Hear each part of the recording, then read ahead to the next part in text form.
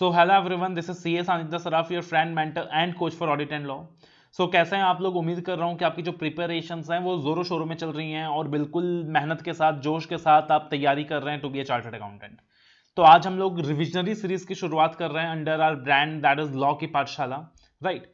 तो जून 20 एग्जामिनेशंस के लिए और नवंबर 20 एग्जामिनेशंस के लिए आप इन रिविजनरी वीडियोस को यूज कर सकते हो। जून 20 के पर्पस के लिए ये जो रिविजनरी सीरीज है ये पूरी अमेंडेड होगी, और नवंबर 20 के पर्पस के लिए आपने साथ में खाली अमेंडमेंट वीडियोस रेफर करना होगा। बट दोनों ही अटेम्प्ट के स्टूडेंट्स क्या कर सकते हैं, इन रिविजनरी वीडियोस को रेफर कर सकते हैं। अब ये जो रिविजनरी सीरीज होगा इसके अंदर हम क्या करने वाले हैं कि जो भी हमारा पूरा का पूरा कॉर्पोरेट लॉ का पार्ट है या फिर एलाइड लॉ का पार्ट है, इकोनॉमिक लॉज का पार्ट है, उसे अपन नियरली 8 आवर्स में सब कुछ कवर करने वाले हैं। तो 8 घंटे के अंदर लगभग हमारा 80% कवरेज हो जाएगा एंड 8 आवर्स के अंदर हम कोशिश करेंगे कि आप 80 मार्क्स तक को कवर कर लें अपने एग्जाम पर्पस के लिए। सो जो दिक्कत होती है स्टूडेंट्स को, जो परेशानी होती है कि एग्जाम से पहले जो 1.5 डेज का टाइम स्पैन है उस पर आप रिवाइज नहीं कर पाते हो सिलेबस को, कोशिश करेंगे कि इस रिविजनरी सीरीज के माध्यम से वो जो परेशानी है वो हमेशा के लिए दूर हो जाए, हमेशा के लिए खत्म हो जाए, राइट। अब एक दो चीज आपको क्लैरिफाई करना चाहता हूं। हमेशा मैं कहता हूं कि अगर आपने बहुत अच्छा मार्क्स सिक्योर करना है तो आपको C प्लस P का फॉर्मूला यूज करना होता है, that is concept plus presentation, plus में इसमें एक I भी ऐड कर देता हूं, दैट इज इंटरलिंकिंग। तो अगर आपने एग्जाम में अच्छे मार्क्स सिक्योर करने हैं तो कॉन्सेप्ट, प्रेजेंटेशन, इंटरलिंकिंग, ये तीन चीजें होनी जरूरी हैं, और साथ ही साथ नंबर ऑफ रिविजन्स। तो concept plus presentation plus interlinking, ये तीन चीजों में आपको काम करनी होती है और साथ में नंबर ऑफ रिविजन्स इंश्योर करना होता है। अगर आप इतना कर देते हैं तो अच्छे मार्क्स लाने आपके लिए गारंटीड है, राइट। और उस रिवीजन को फैसिलिटेट करने के लिए ऑरल रिवीजन भी चाहिए होता है, टेस्ट भी चाहिए होता है, everything is a part of that. तो सबसे पहली चीज मैं अज्यूम कर रहा हूं कि जो कॉन्सेप्ट वाला पार्ट है वो ऑलरेडी आपने इनबिल्ट किया हुआ है before coming for this revisionary series. I am assuming that कि आपने कॉन्सेप्ट वाले पार्ट में काम किया हुआ है, या तो आपने अपनी सेल्फ स्टडीज कंप्लीट कर रखी है या फिर आपने क्लासेस ले रखी है, चाहे आपने मुझसे क्लासेस ली हो या किसी और फैकल्टी से ली हो, उससे कुछ फर्क नहीं पड़ेगा। दोनों ही कैटेगरी के स्टूडेंट्स के लिए ये रिविजन लेक्चर्स यूजफुल रहने वाला है, राइट। तो अगर आपने सेल्फ स्टडी कर रखी हो या फिर आपने मुझसे क्लासेस ले रखी हो या फिर आपने किसी और फैकल्टी से क्लासेस ले रखी हो, बट आपने क्लासेस ले रखी हो, तब जाके ये जो रिवीजन वीडियोस आपके लिए बहुत ज्यादा यूजफुल होगा। और अगर आपने मुझसे क्लासेस ले रखी हैं तो ऑब्वियस चीज है कि फिर ये जो रिवीजन वीडियोस की यूटिलिटी है वो आपके लिए और भी बहुत ज्यादा इंक्रीज हो जाएगा, it is going to increase a lot. But ये रिस्क ना लें कि भाई अभी तक मैंने क्लासेस वगैरह कुछ नहीं देखा और मैं सीधा स्ट्रेट फॉरवर्ड रिवीजन वीडियोस देखने के लिए आ गया, तो please don't do that, that is not advisable. At least आप एक round of self study complete कर लीजिए, then you can come for the revisionary classes. हालांकि इसके अंदर भी कुछ एक्सेप्शंस हैं। If you category of students are very very smart, तो हो सकता है कि उन्होंने पहले कभी कुछ क्लासेस ना ली हो, सेल्फ स्टडी ना करी हो, फिर भी वो ये रिवीजन वीडियोस देखकर अपना काम चला ले और अच्छे मार्क्स सिक्योर कर लें। तो अगर आप स्मार्ट हैं, आपकी कैचिंग पावर अच्छी है, तो वो भी हो सकता है, नथिंग इज इम्पॉसिबल। तो अब देखना, without starting wasting our time, हम लोग सबसे पहले जो स्टार्ट करेंगे डायरेक्टर्स का पार्ट स्टार्ट करेंगे। डायरेक्टर्स के अंदर 3 चैप्टर्स होते हैं हमारे। We have appointment qualification of directors, we have the board meeting, we have manager remuneration. तो 3 चैप्टर्स होते हैं डायरेक्टर्स के अंदर, राइट। जिसके अंदर पहला हमारा बेस चैप्टर है डायरेक्टर का, अपॉइंटमेंट क्वालिफिकेशन ऑफ डायरेक्टर, फिर बोर्ड मीटिंग है, फिर मैनेजर रेम्यूनरेशन है। तो इस पार्टिकुलर रिवीजन वीडियो के अंदर जो हमारा पहला चैप्टर है अपॉइंटमेंट क्वालिफिकेशन ऑफ डायरेक्टर्स, वो चैप्टर अपन डील करेंगे। और एग्जाम के अंदर आप एक्सपेक्ट कर सकते हो कि मिनिमम 10 मार्क्स का वेटेज आपको दे ही जाएगा, तो 10 मार्क्स का मिनिमम वेटेज आप एक्सपेक्ट कर सकते हो फ्रॉम दिस वेरी चैप्टर। यानी अगले 80 मिनट, अगला जो 80 मिनट है या 90 मिनट है, जो भी आप मेरे साथ स्पेंड करने वाले हो, आप समझ लेना कि भाई 10 नंबर आप यहां से सिक्योर करके जाने वाले हो। So that is why please be very very attentive. अपने मोबाइल फोन्स वगैरह जो भी है साइड कर दीजिए, जो भी डेस्कटॉप वगैरह है सब साइड कर दीजिए, सोशल मीडिया साइड कर दीजिए। अपार्ट फ्रॉम द डिवाइस जिसमें आप क्लासेस देख रहे हो, चाहे वो फोन है चाहे वो डेस्कटॉप है, तो मैं सजेस्ट करूंगा कि आप इस वीडियो को डाउनलोड करके रख लेना, फिर अपने फोन को फ्लाइट मोड में डाल देना, और उसके बाद अब आप ये वीडियो को देखना, ताकि किसी तरीके का कोई डिस्ट्रैक्शन ना हो for the best results, right. Directors को पढ़ाने के लिए मैंने एक 40 पेज का समरी नोट्स तैयार किया है आपके लिए, और ये जो 40 पेज का समरी नोट्स है, 40 पेज का, बहुत ही मेहनत की हुई है समरी नोट्स के अंदर हमने। तो 40 पेजेस के अंदर सब कुछ कवर्ड है, और आप मान के चल सकते हो कि भाई ये जो 3 चैप्टर्स हैं, appointment qualification, board meeting, manager remuneration, तो ये तीनों चैप्टर्स कवर्ड है 40 पेजेस के अंदर। और एग्जाम के अंदर जितने भी क्वेश्चंस होंगे, ज्यादातर क्वेश्चंस इसी समरी नोट से आएगा, इतना मैं आपको दावे के साथ बोल सकता हूं। सो दैट इज वाई ये समरी नोट्स आपने साथ में यूज करनी है, this is very very useful. ये समरी नोट्स आपको कहां से मिल जाएगा? ये समरी नोट्स आपको मेरे टेलीग्राम चैनल से मिल जाएगा, law and audit saga by CA Sanidhya Saraf, and आप मुझसे कनेक्टेड हो सकते हो। Right, in the Telegram channel. जो टेलीग्राम चैनल का लिंक है वो मेरे डिस्क्रिप्शन बॉक्स में मैंने दिया हुआ है, और साथ ही साथ ये नोट्स आपको मिल जाएगा हमारी वेबसाइट के अंदर www.apnamentor.com in the free resources section. तो भाई हमारा जो काम है वो इस तरीके से हमने डिवाइड किया है उसे, कि सबसे पहले आपने क्लासेस देख ली होगी, अब आप इस रिवीजन वीडियोस को देख रहे हो।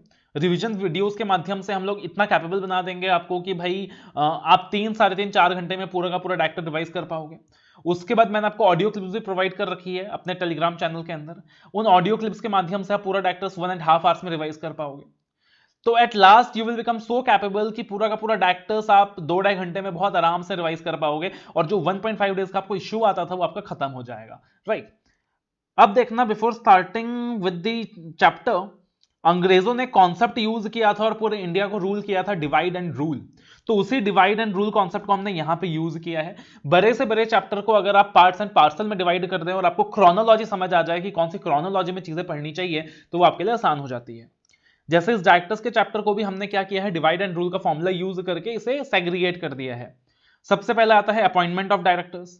अपॉइंटमेंट के अंदर भी 2 कैटेगरीज होती हैं, अपॉइंटमेंट बोर्ड करेगा या मेंबर्स करेंगे। अगर अपॉइंटमेंट बोर्ड करेगा तो सेक्शन 161 एप्लीकेबल है, अगर अपॉइंटमेंट मेंबर्स करेंगे तो सेक्शन 149, 152, 151, ये 3 सेक्शंस मेनली हमारे लिए रेलिवेंट हैं। 163 भी आ जाता है यहाँ पे। उसके बाद आता है क्वालिफिकेशन डिस्क्वालिफिकेशन का कैटेगरी, जिसके अंदर वी हैव सेक्शन 164, 167। फिर प्रोसीजरल सेक्शंस आते हैं, जैसे कि सेक्शन 153 से 159 डिन नंबर लेना है, 160 डिपॉजिट जमा करना है before standing for election, 162 proportional representation, right, not proportional representation, sorry, multiple directors can be appointed by a single resolution, 150 database। तो ये सारे प्रोसीजरल सेक्शंस हैं। और फिर रिमूवल रेजिग्नेशन 168, 169। फिर मिसलिनियस सेक्शंस आते हैं 170, 171, 172, जो ज्यादा काम के नहीं है। तो इस तरीके से क्या किया है हमने यहाँ पे divide and rule policy use कर रखी है। अब देखो, अगर हम लॉजिकल सी बात करें तो सबसे पहले अगर मैं कहता हूं अपॉइंटमेंट ऑफ डायरेक्टर्स की, डायरेक्टर्स को अपॉइंट कौन करेगा, डायरेक्टर्स को अपॉइंट कौन करेगा, तो भाई ऑब्वियस सी चीज है कि जो कंपनी के मालिक है वही डायरेक्टर्स को अपॉइंट करेंगे। अब बताओ कंपनी के मालिक कौन है?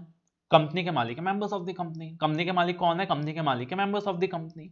राइट, तो नॉर्मली कहा जाता है, नॉर्मली ऐसा कहा जाता है, सेक्शन 152 कहता है कि directors are appointed in the general meeting by passing a ordinary resolution. क्या कहा जाता है? That directors are appointed in the general meeting by passing a ordinary resolution. लेकिन साथ ही साथ although members are the owners of the company, but ultimately company को manage कौन करता है? Board of directors. तो बोर्ड ऑफ डायरेक्टर्स के पास भी तो कुछ पावर होना चाहिए ना, to appoint directors when needed. They always can not bank upon the members of the company. हमेशा मेंबर्स के पास भीख मांगने नहीं जा सकते अप्रूवल के लिए, तो उनके पास भी कुछ पावर्स होनी चाहिए। तो वो आ गया सेक्शन 161 के अंदर। तो सबसे पहले हम लोग सेक्शन 161 कवर कर रहे हैं, that is appointment of directors bye the board. Appointment of directors bye the board देखना बहुत सिंपल है। तो section 161 appointment of directors bye the board, इसके अंदर हमारे पास 4 सबसेक्शंस हैं, सबसेक्शन 1, सबसेक्शन 2, सबसेक्शन 3, सबसेक्शन 4। क्या याद रखोगे? 4 सबसेक्शन है, साथ साथ रिपीट करोगे, सबसेक्शन 1, सबसेक्शन 2, सबसेक्शन 3, सबसेक्शन 4। अब मेरे साथ रिपीट करोगे, आप मेरे साथ रिपीट करोगे, additional, alternate, nominee, casual vacancy. Repeat करोगे, 10 बार रिपीट करोगे, additional, alternate, nominee, casual vacancy, additional, alternate, nominee, casual vacancy, additional, alternate, nominee, casual vacancy, additional, alternate, nominee, casual vacancy and additional, alternate, nominee, casual vacancy. 5 बार अपनी तरफ से। तो additional director subsection 1 के अंदर आ गया, alternate director subsection 2 के अंदर आ गया, नॉमिनी डायरेक्टर सबसेक्शन 3 के अंदर आ गया, कैजुअल वैकेंसी सबसेक्शन 4 के अंदर आ गया। ठीक है, जो डायरेक्टर्स का चैप्टर कवर्ड है वो चैप्टर नंबर 11 में कवर्ड है। किसमें कवर्ड है? चैप्टर नंबर 11 में कवर्ड है। Chapter number 11 that is appointment and qualification of directors rules. तो chapter number 11 read with the appointment and qualification of directors rules. तो अगर हम सेक्शन 161 की बात करते हैं तो सेक्शन 161 कहां कवर्ड है? चैप्टर नंबर 11 में कवर्ड है। तो we will always say that chapter section 161 of chapter 11 of companies act 2013 read with the companies appointment and qualification of director rules, जिसके अंदर we have 4 subsection, subsection 1, 2, 3 and 4। Subsection 1 stands for additional director. यानी अगर additional director की बात करें तो subsection 1 of section 161 of chapter 11 of companies act 2013 read with the companies appointment and qualification of director rules 2014। तो भाई जैसे कि मैंने आपको बताया कि इन डायरेक्टर्स को कौन अपॉइंट कर रहा है? बोर्ड कर रहा है। लेकिन बोर्ड को भी तो पावर चाहिए, बोर्ड को भी तो ऑथराइजेशन चाहिए। बोर्ड के पास ऑथराइजेशन कहां से आएगा? तो आर्टिकल्स ऑफ एसोसिएशन बोर्ड को ऑथराइजेशन देगा। तो सेक्शन 161 सबसेक्शन 1 कहता है कि board of directors can appoint the additional directors, but साथ ही साथ आर्टिकल्स में ऑथराइजेशन होना चाहिए। अगर आर्टिकल्स में ऑथराइजेशन है तो board of directors board meeting बुलाकर बोर्ड रेजोल्यूशन पास करके एडिशनल डायरेक्टर्स को अपॉइंट कर सकती है, राइट। ये जो अपॉइंटमेंट है ये बोर्ड मीटिंग में हो सकता है सेक्शन 173 का प्रोसेस फॉलो करके, या फिर ऑल्टरनेटिवली रिजोल्यूशन बाय सर्कुलेशन के माध्यम से भी हो सकता है, जो कि हम लोग सेक्शन 175 के अंदर देखते हैं। तो सेक्शन 161 सबसेक्शन 1 कहता है कि board of directors additional directors appoint कर सकती है, बोर्ड मीटिंग के अंदर कर सकती है अंडर सेक्शन 173, या फिर रिजोल्यूशन बाय सर्कुलेशन के माध्यम से कर सकती है अंडर सेक्शन 175, लेकिन कंडीशन है कि आर्टिकल्स में ऑथराइजेशन होनी चाहिए, ठीक है। लॉजिक सिंपल होता है कि भाई वर्क प्रेशर ज्यादा है, एजीएम तक का वेट नहीं कर सकते, तो board of directors additional director बीच में अपॉइंट कर सकती है। अब एक चीज बताओ कि एडिशनल डायरेक्टर का टेन्योर कब तक वैलिड होगा? तो भैया अल्टीमेटली कंपनी के मालिक तो मेंबर्स है ना, और मेंबर्स ही अपॉइंट करने वाले हैं ना डायरेक्टर्स को जनरल मीटिंग में। तो ये जो एडिशनल डायरेक्टर का अपॉइंटमेंट है, समझो जरा कि ये जो है सिर्फ टेंपरेरी अपॉइंटमेंट है, और ये जो एडिशनल डायरेक्टर का टेन्योर होगा ये सिर्फ एजीएम के कंक्लूजन तक होगा। कब तक होगा? सिर्फ एजीएम तक ही होगा, right, up to the commencement of first AGM. तो जब तक फर्स्ट एजीएम कमेंस नहीं हो जाता, सिर्फ फर्स्ट एजीएम के कमेंसमेंट तक ही होगा, बिकॉज जैसे ही एजीएम आ जाएगा तो एजीएम के अंदर मेंबर्स अपॉइंट कर लेंगे। सो that is the simple logic. लेकिन अब कंपनी क्या करेगी, बोर्ड क्या करेगा कि अगर मीटिंग ही ना बुलाए तब क्या होगा? तब लॉ मेकर कहता है इन दैट वेरी सिनेरियो कि अगर कंपनी मीटिंग नहीं बुलाती है तो सेक्शन 96 के हिसाब से आप कैलकुलेट कर लीजिए कि कौन सा लास्ट डे है जब तक मीटिंग हो जानी चाहिए थी। सेक्शन 96 के हिसाब से आप देख लीजिए कि last day, what is the last day up to which the meeting should have been held, और जो भी लास्ट डे होगा, नॉर्मली 30 सितंबर का डेट होता है, जो भी लास्ट डे होगा तब तक एडिशनल डायरेक्टर का टेन्योर वैलिड होगा, ठीक है। अब एक चीज आपको और ध्यान रखनी है यहां पे कि ये जो एडिशनल डायरेक्टर अपॉइंट हुआ है, इसकी भी जो काउंटिंग है ना वो टोटल नंबर ऑफ डायरेक्टर्स में होती है। इसकी भी जो काउंटिंग है टोटल नंबर ऑफ डायरेक्टर्स में होती है। तो total number of directors 15 allowed है, सेक्शन 149 में ऐसा लिखा है। और अगर आर्टिकल्स में लोअर लिमिट ऑथराइज्ड होगा तो वो लोअर लिमिट क्या होगा कि टोटल नंबर ऑफ डायरेक्टर्स होंगे। तो अब मान लीजिए for example total number of directors authorised in the articles is 14, तो अब एडिशनल डायरेक्टर्स का भी अपॉइंटमेंट इसी 14 डायरेक्टर्स की कैटेगरी में आना चाहिए, इसी 14 डायरेक्टर्स के सीलिंग में फॉल करना चाहिए, right. So in that very scenario अगर कंपनी में एग्जिस्टिंग नंबर ऑफ डायरेक्टर्स है 6 और आर्टिकल्स में ऑथराइज कर रखा है 14, सो कितने एडिशनल डायरेक्टर्स और अपॉइंट हो सकते हैं? तो वहां पे 8 एडिशनल डायरेक्टर्स और अपॉइंट हो सकते हैं। एक चीज आपको और ध्यान रखनी है कि जो एडिशनल डायरेक्टर्स उनको बोर्ड अपॉइंट कर रहा है, और बोर्ड कभी भी जो मेंबर्स हैं, मेंबर्स को क्या नहीं कर सकते, ओवरकम नहीं कर सकते, बिकॉज मेंबर्स अल्टीमेटली मालिक है कंपनी के। तो यहां पे कहा गया है कि अगर कोई ऐसा व्यक्ति है जिसका अपॉइंटमेंट एजीएम में रिजेक्ट कर दिया गया था बाय द मेंबर्स, तो उसे board of directors additional director नहीं बना सकती है। अगर कोई ऐसा व्यक्ति है जिसका अपॉइंटमेंट मेंबर्स ने रिजेक्ट कर दिया था, सेक्शन 152 के अंदर ऑर्डिनरी रिजोल्यूशन पास नहीं किया था, तो सेक्शन 161 सबसेक्शन 1 के हिसाब से बोर्ड ऑफ डायरेक्टर्स उसे एडिशनल डायरेक्टर क्या नहीं कर सकती है, अपॉइंट नहीं कर सकती है। उसके बाद आते हैं सेक्शन 161 सबसेक्शन 2 के अंदर, दैट इज ऑल्टरनेट डायरेक्टर। अब ऑल्टरनेट डायरेक्टर का कॉन्सेप्ट क्या है? ऑल्टरनेट डायरेक्टर का कॉन्सेप्ट है कि अगर कंपनी का कोई डायरेक्टर 3 महीने से ज्यादा कंटिन्यूअसली विदेशी दौरे में जाता है, फॉरेन ट्रिप में जाता है, आउट ऑफ इंडिया जाता है, अगर कोई इंडिविजुअल जिसे बोर्ड ने अपॉइंट किया था, अगर कोई डायरेक्टर है जो 3 महीने से ज्यादा कंटिन्यूअसली फॉरेन ट्रिप के लिए जाता है, इंडिया के बाहर जाता है, so in that very scenario board of directors उस व्यक्ति के बदले किसी दूसरे को अपॉइंट कर सकती है to be a director in his place. कितने टाइम के लिए? जब तक वो बंदा इंडिया में लौट के नहीं आ जाता। जब तक वो बंदा इंडिया में लौट के नहीं आ जाता तब तक उसकी जगह बोर्ड किसी और को अपॉइंट कर सकता है, या फिर ऑल्टरनेटिवली जब तक उस बंदे का टेन्योर एक्सपायर नहीं हो जाता। बहुत ही सिंपल सी बात है कि अगर मिस्टर राम 4 महीने के लिए फॉरेन ट्रिप में गए हैं तो राम की जगह हो सकता है कि श्याम को कंपनी क्या कर दे, ऑल्टरनेट डायरेक्टर अपॉइंट कर दे, लेकिन उसका टेन्योर कब तक वैलिड होगा? जब तक राम रिटर्न नहीं आ जाता इंडिया के अंदर, या फिर जब तक राम का जो टेन्योर है वो एक्सपायर्ड नहीं हो जाता है। That is the basic condition. अब यहां पे एक चीज आपको और ध्यान रखनी है कि ऑल्टरनेट डायरेक्टर का अपॉइंटमेंट हमेशा बोर्ड करेगा। कुछ लोग कंफ्यूज हो जाते हैं कि अच्छा राम 3 महीने से ज्यादा के लिए इंडिया के बाहर जा रहा है तो राम खुद भी तो अपने बदले ऑल्टरनेट डायरेक्टर अपॉइंट कर सकता है। नहीं, राम खुद नहीं कर सकता, सिर्फ board of directors collectively as BOD क्या कर सकती है, ऑल्टरनेट डायरेक्टर्स का अपॉइंटमेंट कर सकती है। वो भी अगेन आर्टिकल्स में ऑथराइजेशन चाहिए या फिर जनरल मीटिंग में रिजोल्यूशन पास करना पड़ेगा। तो 161 सबसेक्शन 1 के अंदर एडिशनल डायरेक्टर का अपॉइंटमेंट तभी पॉसिबल था अगर आर्टिकल्स में ऑथराइजेशन था। 161 सबसेक्शन 2 के अंदर बोला गया है कि ऑल्टरनेट डायरेक्टर का अपॉइंटमेंट 2 सूरतों में हो सकता है, या तो आर्टिकल्स ऑथराइज करे या फिर bye passing A resolution in general meeting. ये अपॉइंटमेंट कौन करेगा? ये अपॉइंटमेंट बोर्ड ऑफ डायरेक्टर्स करेंगे। और कौन सी सूरत में करेंगे कि जो ओरिजिनल डायरेक्टर अगर 3 महीने से ज्यादा कंटिन्यूअसली इंडिया के बाहर गया है, अगर 3 महीने से ज्यादा कंटिन्यूअसली इंडिया में ही घूम रहा है, सो इन दैट सिचुएशन याद रखिएगा कि ऑल्टरनेट डायरेक्टर का अपॉइंटमेंट नहीं हो सकता। हालांकि ऑल्टरनेटिवली एडिशनल डायरेक्टर का अपॉइंटमेंट अपॉइंटमेंट हो सकता है, बट ऑल्टरनेट डायरेक्टर का अपॉइंटमेंट नहीं हो सकता है। अगर वो फॉरेन ट्रिप में पार्ट्स एंड पार्सल में गया है, 15 दिन फॉरेन ट्रिप में जाता है फिर आ जाता है, फिर 15 दिन जाता है फिर आ जाता है, फिर 15 दिन जाता है फिर आ जाता है, और वहां पे कंटिन्यूअस 3 मंथ्स नहीं होता, तब भी ऑल्टरनेट डायरेक्टर का अपॉइंटमेंट नहीं किया जा सकता है, राइट। इसके अंदर कुछ बातें आपको ध्यान रखनी है। एक इंडिविजुअल सिर्फ एक ही ऑल्टरनेट डायरेक्टर की कैपेसिटी में एक्ट कर सकता है। ऐसा नहीं हो सकता कि श्याम कहता है कि राम जा रहा है, मैं उसके बदले भी ऑल्टरनेट डायरेक्टर बन के एक्ट कर लेता हूं।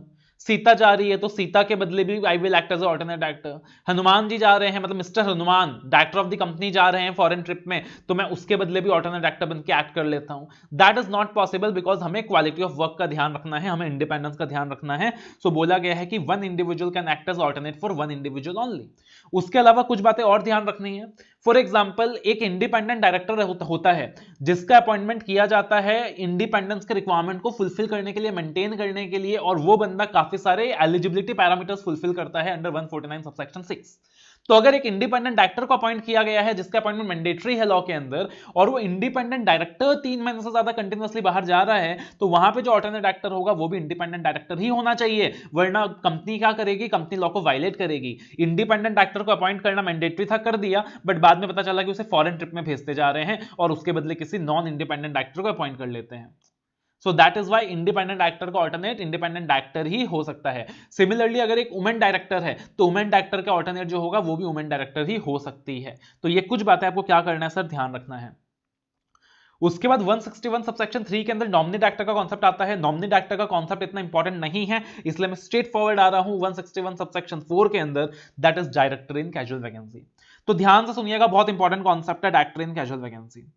सबसे पहली चीज, 161 सबसेक्शन 1 एंड सबसेक्शन 2 के अंदर बोर्ड ऑफ डायरेक्टर्स क्या कर सकती थी, एडिशनल डायरेक्टर या ऑल्टरनेट डायरेक्टर अपॉइंट कर सकती थी, लेकिन कंडीशन था कि आर्टिकल्स में ऑथराइजेशन होना जरूरी है।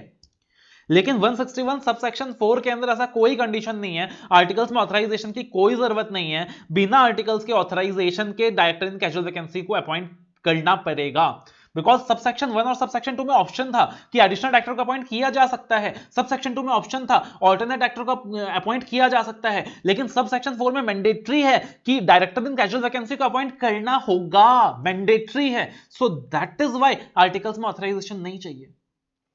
तो अब सवाल ये उठता है कि आखिरकार डायरेक्टर्स इन कैजुअल वैकेंसी कौन है, तो ध्यान से सुनिएगा। एक ऐसा डायरेक्टर है जिसका appointment members of the company ने जनरल मीटिंग में किया था।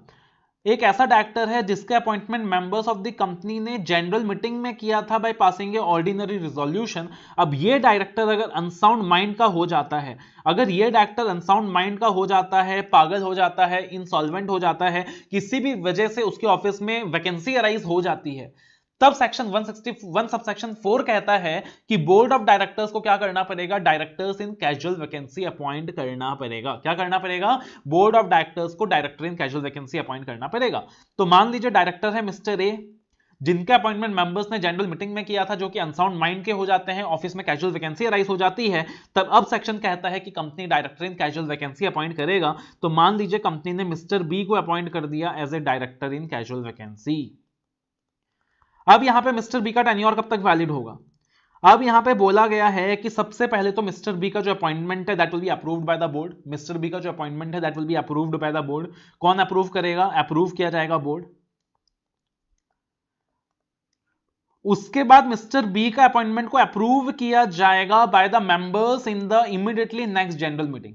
उसके बाद मिस्टर बी के अपॉइंटमेंट को अप्रूव किया जाएगा by the members in the immediately next general meeting. तो जो भी अगली जनरल मीटिंग होगी उसके अंदर मिस्टर बी के अपॉइंटमेंट को क्या किया जाएगा, अप्रूव किया जाएगा, because directors in casual vacancy का अपॉइंटमेंट इनिशियली मेंबर्स के द्वारा हुआ था। और फिर जो उसका टेन्योर होगा वो होगा till the unexpired tenure of the original director. कब तक होगा, till the unexpired tenure of the original director.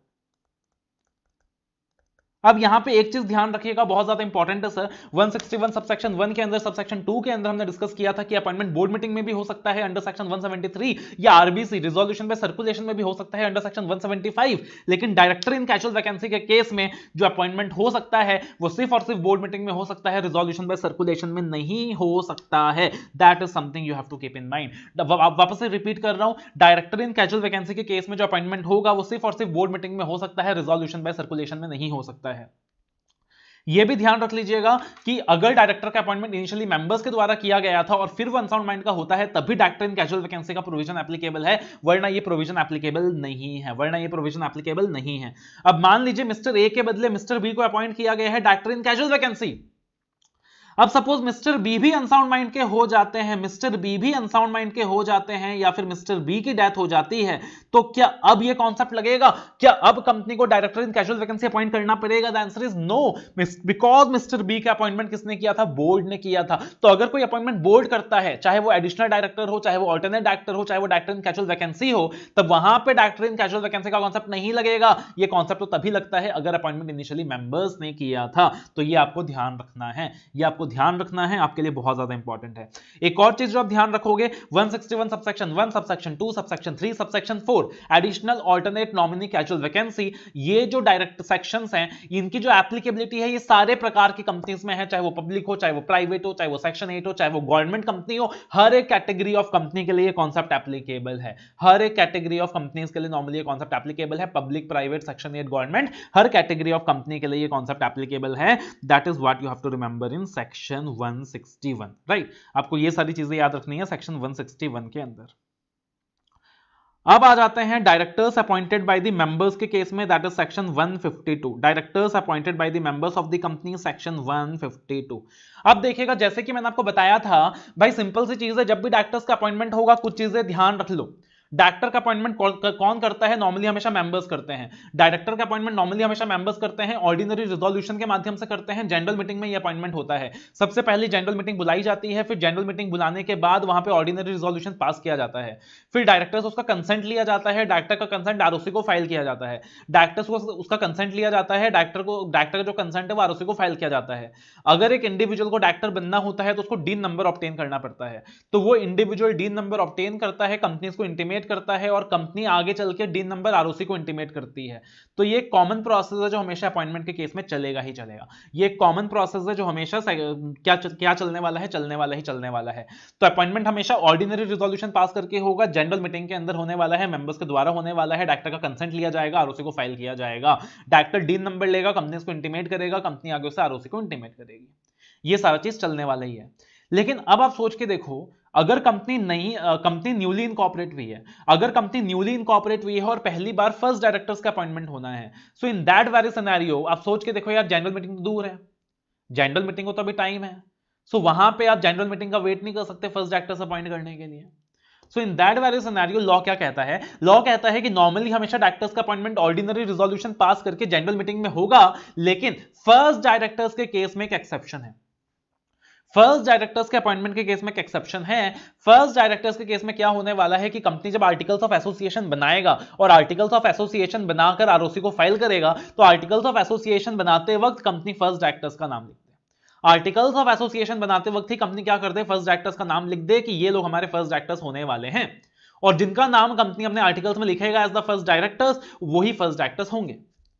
और फिर प्रोविजन में कहा गया है कि अगर मान लीजिए कंपनी फर्स्ट डायरेक्टर्स का नाम अपने आर्टिकल्स में नहीं लिखती है, तो जो सब्सक्राइबर्स टू मेमोरेंडम होंगे उनको ही फर्स्ट डायरेक्टर्स डीम कर लिया जाएगा। एक डीमिंग प्रोविजन लग जाएगा कि अगर कंपनी ने आर्टिकल्स के अंदर अपने फर्स्ट डायरेक्टर्स का नाम नहीं लिखा है, तो जो सब्सक्राइबर्स टू मेमोरेंडम है वही फर्स्ट डायरेक्टर्स हैं, right? That is the concept.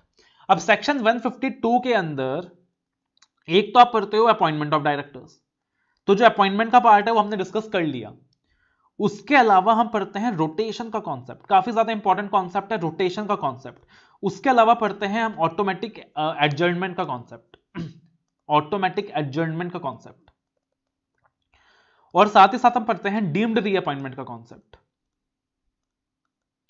तो ये सारा हम पढ़ते हैं। अब देखना, ये जो अपॉइंटमेंट का कॉन्सेप्ट हमने डिस्कस किया है ना, नॉर्मली सारी कंपनीज में एप्लीकेबल होगा, public private does not make a difference. Public company हो या प्राइवेट कंपनी हो, हमेशा अपॉइंटमेंट ओवर पास करके होना है, हमेशा वहां कंसेंट वगैरह फाइल होना है। तो नॉर्मली ये जो कॉन्सेप्ट है सारी कंपनीज में लगेगा। लेकिन जो रोटेशन ऑफ डायरेक्टर्स का कॉन्सेप्ट है ना मेरे भाई, जो रोटेशन ऑफ डायरेक्टर्स का कॉन्सेप्ट है और जो ऑटोमेटिक एडजर्नमेंट का कॉन्सेप्ट है, ये कॉन्सेप्ट नॉर्मली पब्लिक कंपनीज में लगता है। ये कॉन्सेप्ट नॉर्मली पब्लिक कंपनीज में लगता है, प्राइवेट कंपनीज में नहीं लगता है, नॉर्मली गवर्नमेंट कंपनीज में नहीं लगता है। तो ध्यान रखना, ये जो रोटेशन ऑफ डायरेक्टर्स का कॉन्सेप्ट है, ये नॉर्मली पब्लिक कंपनीज में लगता है, प्राइवेट कंपनीज में नहीं लगता है, गवर्नमेंट कंपनीज में नहीं लगता है, सब्सिडरी ऑफ गवर्नमेंट कंपनीज में नहीं लगता है। That is something you have to keep in mind. अब रोटेशन ऑफ डायरेक्टर्स का कॉन्सेप्ट क्या कहता है? रोटेशन ऑफ डायरेक्टर्स का कॉन्सेप्ट क्या कहता है 152 सबसेक्शन 6 एंड सबसेक्शन 7 के अंदर रोटेशन का कॉन्सेप्ट कवर्ड है। ध्यान से सुनिएगा रोटेशन का कॉन्सेप्ट क्या कहता है। सेक्शन कहता है कि कंपनी के अंदर इंडिपेंडेंस को मेंटेन करने के लिए जरूरी है कि डायरेक्टर्स का रोटेशन होता रहे। अगर एक ही कैटेगरी के लोग एक बार डायरेक्टर जो बन चुके हैं अगर वही जिंदगी भर डायरेक्टर्स बने रहेंगे तो कंपनी के अंदर फ्रॉड होने के चांसेस हैं, इसलिए कॉन्सेप्ट ऑफ रोटेशन एप्लीकेबल होता है वहां पे।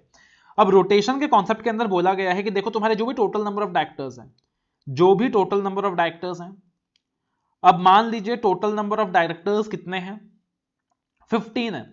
सेक्शन 149 ऑथराइज करता है कि मैक्सिमम नंबर ऑफ डायरेक्टर्स 15 हो सकते हैं और अब मान लेते हैं कि यहां पे टोटल नंबर ऑफ डायरेक्टर्स 15 है, ठीक है, for the sake of simplicity. अब इस 15 के अंदर मान लीजिए it includes 2 independent directors, 2 independent directors होंगे इसमें। इट इंक्लूड्स 1 नॉमिनी डायरेक्टर, इसमें एक नॉमिनी डायरेक्टर भी होगा। और मान लीजिए इट इंक्लूड्स 1 एडिशनल डायरेक्टर, मान लेते हैं कि इट इंक्लूड्स 1 एडिशनल डायरेक्टर और 11 नॉर्मल डायरेक्टर्स, क्या मान लेते हैं 11 नॉर्मल डायरेक्टर्स। अब सेक्शन क्या कहता है, ध्यान से सुनना। सेक्शन कहता है सबसे पहले कि कोई भी company 1/3 of the total number of directors को परमानेंट कैटेगरी में डाल सकती है। कोई भी company 1/3 of the total number of directors को परमानेंट कैटेगरी में डाल सकती है कि इन परमानेंट कैटेगरी के डायरेक्टर्स को कोई हाथ नहीं लगाएगा। तो 15 डायरेक्टर्स में से 1/3, 5 डायरेक्टर्स को परमानेंट कैटेगरी में डाला जा सकता है। कंपनी चाहे तो 5 डायरेक्टर्स को परमानेंट कैटेगरी में डाल सकती है मैक्सिमम। जैसे रिलायंस क्या चाहेगा कि मुकेश अंबानी को परमानेंट कैटेगरी में डाल दे कि भाई उनको कोई हाथ ना लगाए। अब रोटेशन का कॉन्सेप्ट कहता है कि सबसे पहले जो टोटल नंबर ऑफ डायरेक्टर्स हैं उसमें आप इंडिपेंडेंट डायरेक्टर्स को माइनस कर लीजिए। क्या कहता है, इसमें आप इंडिपेंडेंट डायरेक्टर्स को माइनस कर लीजिए। तो इंडिपेंडेंट डायरेक्टर्स कितने हैं, 2 हैं, तो कितने हो गए 13 हो गए, ठीक है। अब ये जब माइनस वाला पार्ट आता है कि टोटल नंबर ऑफ डायरेक्टर्स में आप इंडिपेंडेंट डायरेक्टर्स को माइनस कर लीजिए, अब ये इंडिपेंडेंट डायरेक्टर्स माइनस होगा ये तो क्लियर है। अब यहां पे मैं कलर, पेन का कलर जो है वो चेंज कर रहा हूं। क्यों चेंज कर रहा हूं, बिकॉज अब यहां पे मैं कुछ ऐसे डायरेक्टर्स को माइनस करने जा रहा हूं जिनका माइनस होना अपने आप में डिबेटेबल है कि ये माइनस होंगे या नहीं होंगे। डिबेटेबल है, कॉन्ट्ररी व्यूज एग्जिस्ट करती हैं कि ये माइनस होंगे कि नहीं होंगे। कुछ लोग कहते हैं होंगे, कुछ लोग कहते हैं नहीं होंगे। लिटरल इंटरप्रिटेशन ऑफ लॉ कहता है माइनस नहीं होंगे, लॉजिकल इंटरप्रिटेशन ऑफ लॉ कहता है माइनस होंगे। आईसीआई जो है कुछ क्लियर कट आंसर नहीं देता। आईसीआई बोलता है कि भैया तुम देख लो तुमको क्या करना है, जो करना है कर लो, एजम्पशन ले लेना, नोट चिपका देना। आईसीआई क्या कहता है, तुमको जो करना है कर लो, एजम्पशन ले लेना, नोट चिपका देना। और लॉ क्लियर नहीं है। लिटरल इंटरप्रिटेशन कहता है कि माइनस नहीं होंगे और लॉजिकल इंटरप्रिटेशन कहता है कि माइनस होंगे। तो सिंप्लिसिटी के लिए हम logical interpretation of law follow कर रहे हैं कि यार सबको एक साथ माइनस कर दो, झमेला खत्म कर दो और एक एजम्पशन ले लेंगे, नोट चिपका देंगे। तो अब यहां पे माइनस कर दिया मैंने नॉमिनी डायरेक्टर को भी और यहां पे माइनस कर दिया मैंने एडिशनल डायरेक्टर को भी। अब इसमें ऑल्टरनेट होता तो वो भी माइनस हो जाता। और अब कितना हो गया, ये 11। अब देखो मैंने इसको ग्रीन से माइनस किया, पहले इंडिपेंडेंट को ग्रीन को माइनस किया, मतलब ये मैंडेटरी है, माइनस होगा ही होगा।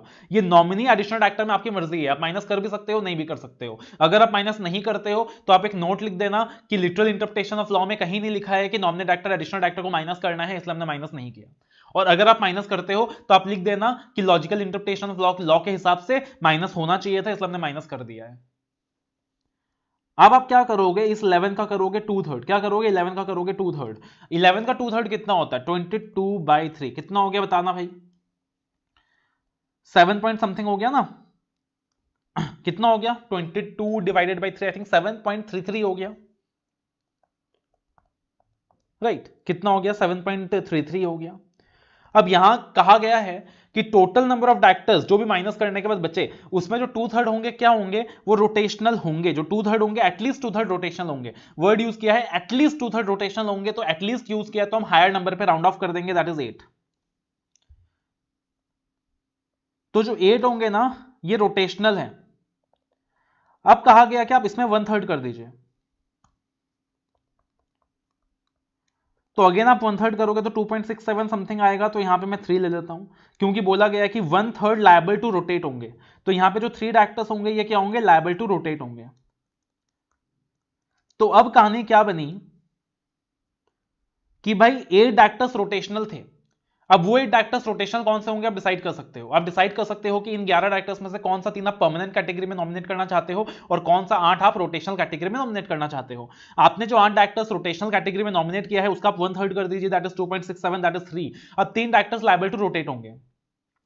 अब प्रैक्टिकली क्या हो सकता है कि ये जो 3 डायरेक्टर्स हैं, कंपनी इन 3 डायरेक्टर्स के बदले किसी और को अपॉइंट कर सकती है, या फिर इन 3 डायरेक्टर्स को दोबारा अपॉइंट कर सकती है, या फिर कंपनी डिसाइड कर सकती है कि हम इतने डायरेक्टर्स की जरूरत ही नहीं है, will not resolve the vacancy, कुछ भी हो सकता है। लेकिन अब सवाल उठता है कि भाई टोटल नंबर ऑफ डायरेक्टर्स तो थे 11 में से 8 रोटेशनल, 3 लायबल टू रोटेट, तो 8 रोटेशनल में 3 आर लायबल टू रोटेट, तो 8 में से कौन से 3 तकदीर का फैसला किया कैसे जाए, क्या करूं मैं, क्या करूं, ये कैसी मुश्किल है। तो लॉ कहता है सबसे पहले आप देख लीजिए कोई एग्रीमेंट एग्जिस्ट करता है क्या। सबसे पहले आप देख लीजिए वेदर एनी एग्रीमेंट एग्जिस्ट। अगर डायरेक्टर्स के बीच कोई एग्रीमेंट एग्जिस्ट करता है तो कोई दिक्कत की बात ही नहीं है, जैसा एग्रीमेंट में लिखा है वैसा कर लेंगे। दूसरा, अगर एग्रीमेंट एग्जिस्ट नहीं करता है, इफ नो एग्रीमेंट एग्जिस्ट, अगर कोई एग्रीमेंट एग्जिस्ट नहीं करता है तो आप लॉट सिस्टम फॉलो कर लीजिए। क्या कर लीजिए सर? लॉट सिस्टम फॉलो कर लीजिए, राइट। अगर कोई एग्रीमेंट एग्जिस्ट नहीं करता है यहां पे तो आप क्या कर लीजिए सर? लॉट सिस्टम फॉलो कर लीजिए। तो ये चीज यहां पे कहा गई है।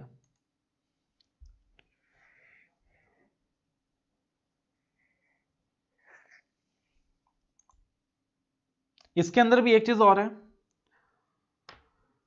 सबसे पहले बोला तो भाई एक झमेला खत्म करो, एक काम करो, 3 डायरेक्टर्स का डिसाइड करना है ना, 8 में से 3 का डिसीजन लेना है ना। एक काम करो, फीफो सिस्टम फॉलो कर लो। फीफो मतलब फर्स्ट इन फर्स्ट आउट, जो डायरेक्टर पहले आया था वो पहले जाएगा, जो पहले आया था वो पहले जाएगा, मतलब वो पहले लायबल टू रोटेट होगा।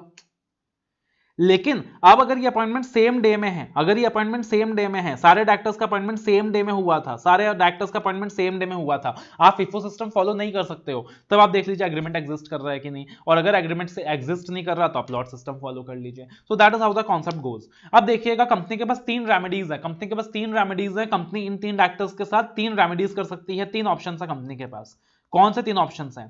पहला ऑप्शन है कि कंपनी इन 3 डायरेक्टर्स को ही दोबारा से रीअपॉइंट कर दे। दूसरा ऑप्शन है कंपनी इन 3 डायरेक्टर्स के बदले किसी और को अपॉइंट कर दे।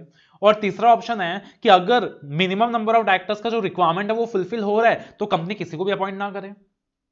बट अगर कंपनी किसी को अपॉइंट नहीं करती है तो कंपनी रिजॉल्व कर दे कि हम वैकेंसी फुलफिल नहीं करने वाले हैं, तो या तो कंपनी वैकेंसी फुलफिल कर दे, इनको दोबारा अपॉइंट कर दे, या किसी और को अपॉइंट कर दे। या तो कंपनी क्लियरली रिजॉल्व कर दे कि भैया मिनिमम नंबर ऑफ डायरेक्टर्स का रिक्वायरमेंट फुलफिल हो रहा है, हमें लग रहा है कि फिलहाल हमें इन 3 डायरेक्टर्स की जरूरत नहीं है, तो हम इस वैकेंसी को रिजॉल्व नहीं कर रहे, राइट। अब अगर कंपनी तीनों में से कुछ भी नहीं करता, ना कंपनी इन 3 डायरेक्टर्स को दोबारा अपॉइंट करता है, ना इनके बदले किसी और को अपॉइंट करता है, और ना ही कंपनी रिजॉल्व करता है कि हम किसी को भी अपॉइंट नहीं करेंगे, तब लग जाएगा ऑटोमेटिक एडजर्नमेंट का कॉन्सेप्ट। क्या लग जाएगा? ऑटोमेटिक एडजर्नमेंट का कॉन्सेप्ट, कि कंपनी का जो मीटिंग है वो अधूरा रह गया। सेक्शन 152 सबसेक्शन 7 की जो मीटिंग है वो अधूरा रह गया। कंपनी ने 3 डायरेक्टर्स को अपॉइंट किया, ना उनके बदले किसी और को अपॉइंट किया, ना रिजॉल्व किया कि हम वैकेंसी फुलफिल नहीं करेंगे, तब ये जो मीटिंग है वो एडजर्न हो जाएगा in the next week, same day same time same place. अगले हफ्ते वो एडजर्न हो जाएगा अपने आप, same day same time same place. और अगर वो जो एडजर्न्ड डेट है वो नेशनल हॉलिडे निकल गया तो next succeeding day which is not a holiday, same date same place. लेकिन अब प्रॉब्लम यह आता है, सेक्शन 152 सबसेक्शन 7 क्लॉज बी के अंदर लिखा है कि मान लीजिए एडजर्न्ड मीटिंग के अंदर भी वो जो कहानी है वो कंटिन्यू रहती है, वैकेंसी फिर से रिजॉल्व नहीं की जाती है, कंपनी रिजॉल्व नहीं करती है कि हम वैकेंसी रिजॉल्व नहीं करेंगे, ना उन 3 डायरेक्टर्स को अपॉइंट करती है, ना उनके बदले किसी और को अपॉइंट करती है, ना रिजॉल्व करती है कि हम रीअपॉइंट नहीं करेंगे। सो इन दैट सिचुएशन क्या दोबारा से मीटिंग एडजर्न हो जाएगा? अगर दोबारा से मीटिंग एडजर्न होगा तो कब तक होता रहेगा मीटिंग एडजर्न? कब तक मीटिंग एडजर्न करते रहोगे? तो यहां पे कहा गया है कि अगर एडजर्न मीटिंग के अंदर भी वैकेंसी फुलफिल नहीं होती है और मीटिंग के अंदर रिजॉल्व नहीं किया गया है कि हम वैकेंसी फुलफिल नहीं करेंगे, so in that very scenario retiring directors को ही मान लिया जाएगा they are deemed to be reappointed. क्या मान लिया जाएगा? कि जो रिटायरिंग डायरेक्टर्स हैं they are deemed to be reappointed मान लिया जाएगा, अनलेस, अब यहां पे फिर से वर्ड लिख दिया अनलेस। तो बोला कि एडजर्न मीटिंग के अंदर भी वैकेंसी अगर फुलफिल नहीं करती है कंपनी और रिजॉल्व नहीं करती है कि वैकेंसी हम फुलफिल नहीं करेंगे, तो रिटायरिंग डायरेक्टर्स को ही डीम्ड टू बी रीअपॉइंटेड मान लिया जाएगा। लेकिन लेकिन लेकिन लेकिन यहां 5 सिचुएशंस ऐसी दी हैं जहां पे ये डीम्ड रीअपॉइंटमेंट का कॉन्सेप्ट नहीं लगेगा। 5 सिचुएशंस ऐसे दी हैं जहां पे डीम्ड रीअपॉइंटमेंट का कॉन्सेप्ट नहीं लगेगा। तो सब सेक्शन ए के अंदर बोला automatic adjournment, 152 sub section 7 clause A के अंदर बोला ऑटोमेटिक एडजर्नमेंट, और 152 सब सेक्शन 7 क्लॉज बी के अंदर बोला डीम्ड रीअपॉइंटमेंट। और फिर कह रहे हैं कि डीम्ड रीअपॉइंटमेंट का कॉन्सेप्ट 5 सिचुएशंस में नहीं लगेगा।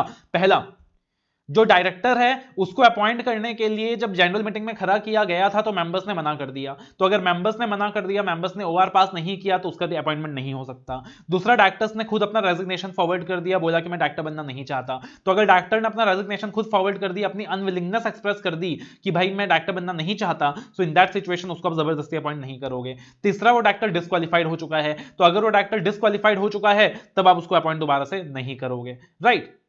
या फिर चौथा सिचुएशन, जब सेक्शन 162 एप्लीकेबल है, तो अगर सेक्शन 162 एप्लीकेबल है तब वहां पे आप उसको दोबारा अपॉइंट नहीं करोगे, राइट। और जो पांचवा सिचुएशन है वो इलॉजिकल है। पांचवा सिचुएशन है जो इलॉजिकल है, तो उसके बारे में हम डिस्कस नहीं कर रहे, बिकॉज प्रैक्टिकली वो सिर्फ थ्योरेटिकल बुक्स के लिए लिखा है, बट प्रैक्टिकली उसका इंप्लीकेशन नहीं है। तो आपको सिर्फ इतना याद रखना है, 152 subsection 7 clause A automatic adjournment की बात करता है, सबसेक्शन बी डीम्ड रीअपॉइंटमेंट की बात करता है। अगर ऑटोमेटिक एडजर्न मीटिंग में भी कंपनी क्या करती है, वैकेंसी रिजॉल्व नहीं करती है, लेकिन डीम्ड रीअपॉइंटमेंट का कॉन्सेप्ट नहीं लगेगा अगर डायरेक्टर को अपॉइंट करने का रिजोल्यूशन मीटिंग में रखा गया था, रिजेक्ट हो चुका है, अगर डायरेक्टर ने खुद अपनी अनविलिंगनेस एक्सप्रेस करी है, अगर डायरेक्टर डिस्क्वालीफाइड है, या फिर सेक्शन 162 एप्लीकेबल है। और जैसे कि मैंने आपको बताया था कि रोटेशन का कॉन्सेप्ट, ऑटोमेटिक एडजर्नमेंट का कॉन्सेप्ट किसी भी गवर्नमेंट कंपनी के ऊपर नहीं लगने वाला है। तो कुल मिलाकर रोटेशन का कॉन्सेप्ट जो है, ऑटोमेटिक एडजर्नमेंट का जो कॉन्सेप्ट है, वो पब्लिक कंपनीज में लगने वाला है, प्राइवेट कंपनीज में नहीं लगने वाला है, गवर्नमेंट कंपनीज के ऊपर भी नहीं लगने वाला है। तो ये आपको क्या करना है सर, ध्यान रखना है।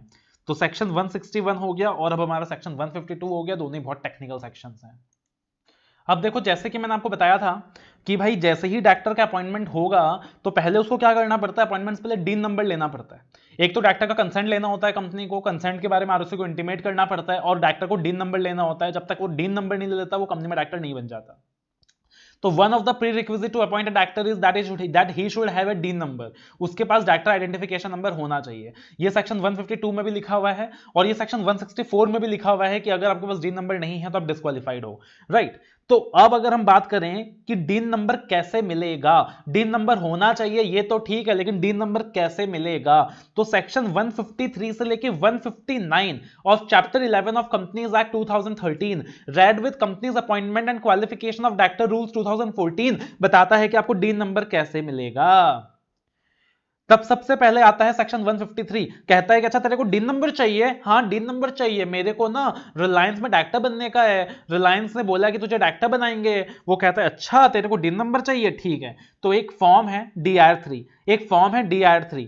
इलेक्ट्रॉनिकली आपको क्या करना पड़ेगा, वो जो DIR3 है वो सेंट्रल गवर्नमेंट को फाइल करना पड़ेगा। अब फॉर्म के साथ कौन कौन से डॉक्यूमेंट साथ में जाएंगे, तो आप लॉजिकल सी चीज सोच सकते हो कि भाई कौन कौन से डॉक्यूमेंट साथ में जाएगा। एक तो फोटोग्राफ जाएगा, अगर सानिध्य सर आपको डायरेक्टर बनना है, डीन चाहिए, तो DIR3 के साथ अपना फोटोग्राफ देना पड़ेगा, प्रूफ ऑफ आइडेंटिटी देना पड़ेगा, प्रूफ ऑफ रेसिडेंस देना पड़ेगा।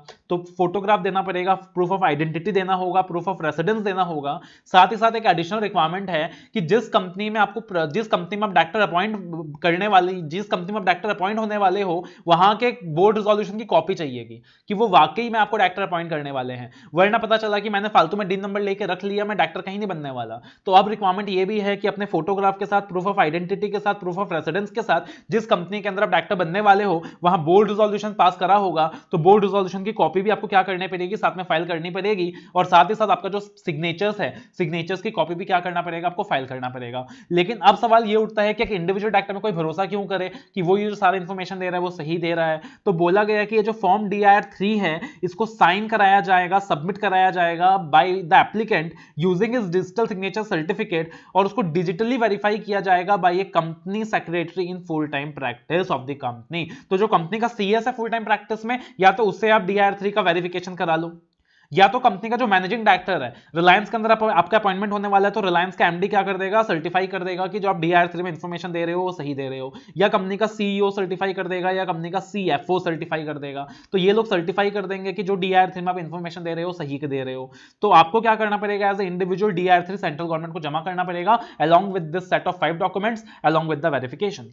अब सेक्शन 154 कहता है कि एज ए इंडिविजुअल आपने सेंट्रल गवर्नमेंट को इंटीमेशन दे दिया, अब सेंट्रल गवर्नमेंट 1 महीने के अंदर आपको डीन अलॉट कर देगा। सेंट्रल गवर्नमेंट अपने जो भी प्रोसीजर्स होंगे वो प्रोसीजर्स को फुलफिल करेगा, और प्रोसीजर्स को फुलफिल करने के बाद आपको 1 महीने के अंदर डीन अलॉट कर दिया जाएगा। अब सेक्शन 155 कहता है कि अगर आपको डीन मिल चुका है तो आप दोबारा कभी भी दूसरे डीन के लिए एप्लीकेशन नहीं दोगे, आप कभी भी दूसरा डीन नंबर साथ में नहीं रखोगे, 1 इंडिविजुअल 1 डीन। तो सेक्शन 155 क्या कहता है, 1 इंडिविजुअल 1 डीन, एक बंदे के पास एक ही डीन नंबर होगा। अब सेक्शन 156 कहता है कि देखो जो इंडिविजुअल को डीन मिल गया, अब तुम बताओ उसका क्या ड्यूटी है। उसका ड्यूटी है कि जिन भी कंपनीज में वो डायरेक्टर बनने वाला है उन कंपनीज को इंटीमेट करे कि मुझे डीन मिल गया। तो उस इंडिविजुअल को जितनी भी कंपनीज में वो डायरेक्टर बनने वाला है उसको क्या करना पड़ेगा, with in 1 month of the receipt of director identification number intimate करना पड़ेगा उन सारी कंपनीज को कि मुझे डीन मिल गया। अब आपके मन में आ सकता है कि सर सारी कंपनीज को इंटीमेट करना पड़ेगा डीन मिल गया कि एक कंपनी को इंटीमेट करना पड़ेगा कि डीन मिल गया।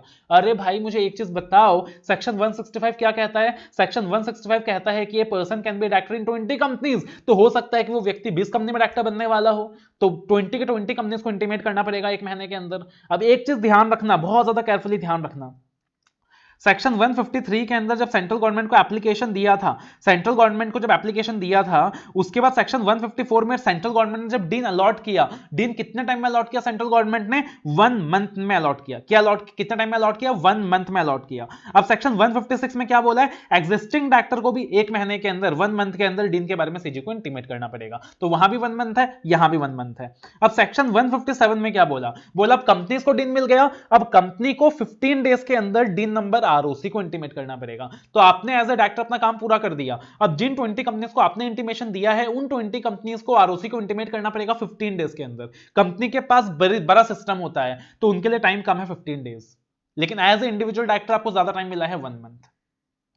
और अगर कंपनी अपना डीन नंबर आरओसी को 15 दिन के अंदर इंटीमेट नहीं करती है तो कंपनी के ऊपर भी पेनल्टी लगने वाला है, ऑफिसर इन डिफॉल्ट के ऊपर भी पेनल्टी लगने वाला है। अगर कंपनी वहां पे 15 दिन के अंदर आरओसी को डीन नंबर इंटीमेट नहीं करती है तो कंपनी और उनके ऑफिसर्स इन डिफॉल्ट दोनों के ऊपर पेनल्टी लगने वाला है, मिनिमम 25,000 रुपए से 1 लाख रुपए तक, और कंटिन्यूइंग ऑफेंस के केस में 100 रुपीज पर डे। राइट। उसके बाद सेक्शन 158 इतना इंपॉर्टेंट नहीं है कि हर व्यक्ति एवरी पर्सन और company while furnishing and return information और पार्टिकुलर शैल मेंटेन डीन। तो जो भी डॉक्यूमेंट जमा किया जाएगा जहां पे डीन का रेफरेंस आएगा वहां डीन नंबर सबमिट करना पड़ेगा, ज्यादा कुछ काम का इंफॉर्मेशन नहीं है। और सेक्शन 159 फिर से पेनल्टी भरा सेक्शन है कि अगर कोई भी इंडिविजुअल या डायरेक्टर डिफॉल्ट करता है इन complying with the requirements of dean तो क्या पेनल्टी लगेगा, तो आप इसको एक बार रेफर कर लोगे। तो सेक्शन 153 से लेकर 159 तक पूरा का पूरा डीन के प्रोविजन है। सेक्शन 153 के अंदर एक इंडिविजुअल को क्या करना पड़ेगा? DIR3 इंटीमेट करना पड़ेगा सेंट्रल गवर्नमेंट को, 5 डॉक्यूमेंट साथ में देने होंगे, उसको वेरीफाई कराना पड़ेगा।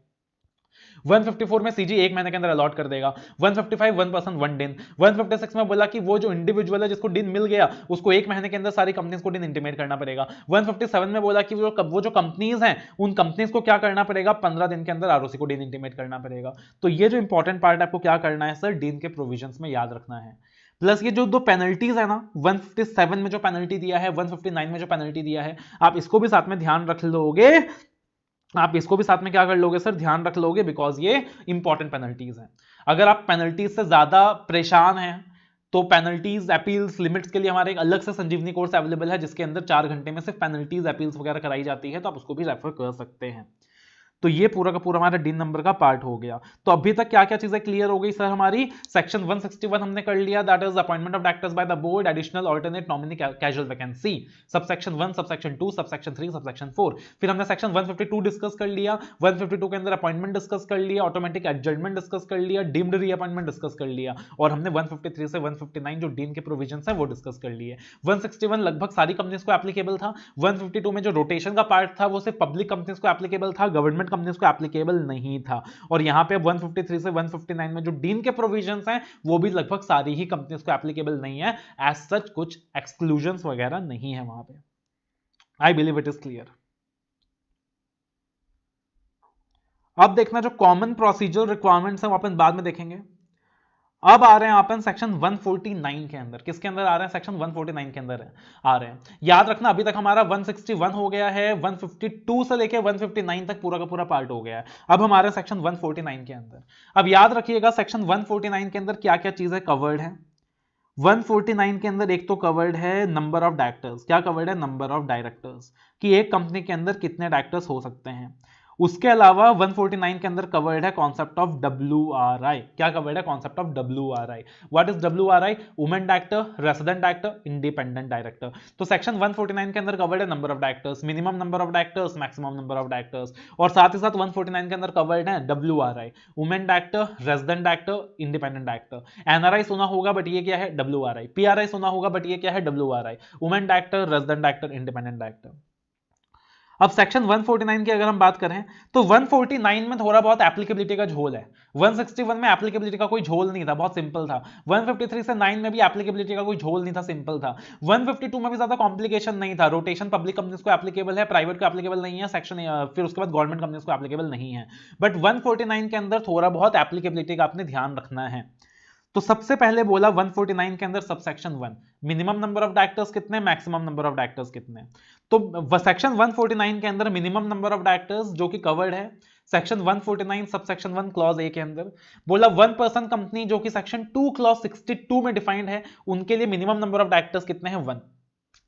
उसके बाद प्राइवेट कंपनीज जो कि सेक्शन 2 क्लॉज 68 में डिफाइंड है, उनके लिए मिनिमम नंबर ऑफ डायरेक्टर्स कितने, 2। उसके बाद पब्लिक कंपनी जो सेक्शन 2 क्लॉज 71 में डिफाइंड है, उनके लिए मिनिमम नंबर ऑफ डायरेक्टर्स कितने, 3। तो सेक्शन 149 सबसेक्शन ए कहता है कि 1 पर्सन कंपनीज के लिए मिनिमम नंबर ऑफ डायरेक्टर हैं 1, प्राइवेट कंपनी के लिए 2, पब्लिक कंपनी के लिए 3। लेकिन 149 सबसेक्शन 1 क्लॉज बी के अंदर जो मैक्सिमम नंबर ऑफ डायरेक्टर के बारे में बात करता है, वो कहता है भैया दुनिया में जितने प्रकार के कंपनीज हैं, चाहे वो 1 पर्सन है, चाहे वो प्राइवेट है, चाहे वो पब्लिक है, हर किसी के लिए मैक्सिमम नंबर एक ही है, 15। कितना है, 15, right. Maximum number of director 15। एक स्टूडेंट दो लिमिट में अक्सर कंफ्यूज होता है, 15 एंड 20। ध्यान रखना 15 एंड 20 क्या है। एक कंपनी में मैक्सिमम नंबर ऑफ डायरेक्टर हो सकते हैं 15, 149 सबसेक्शन 1 क्लॉज बी में लिखा है। लेकिन एक व्यक्ति मैक्सिमम 20 कंपनीज में अपॉइंट हो सकता है एज ए डायरेक्टर, वो 165 में लिखा है। So that is the difference between the limit of 15 and 20।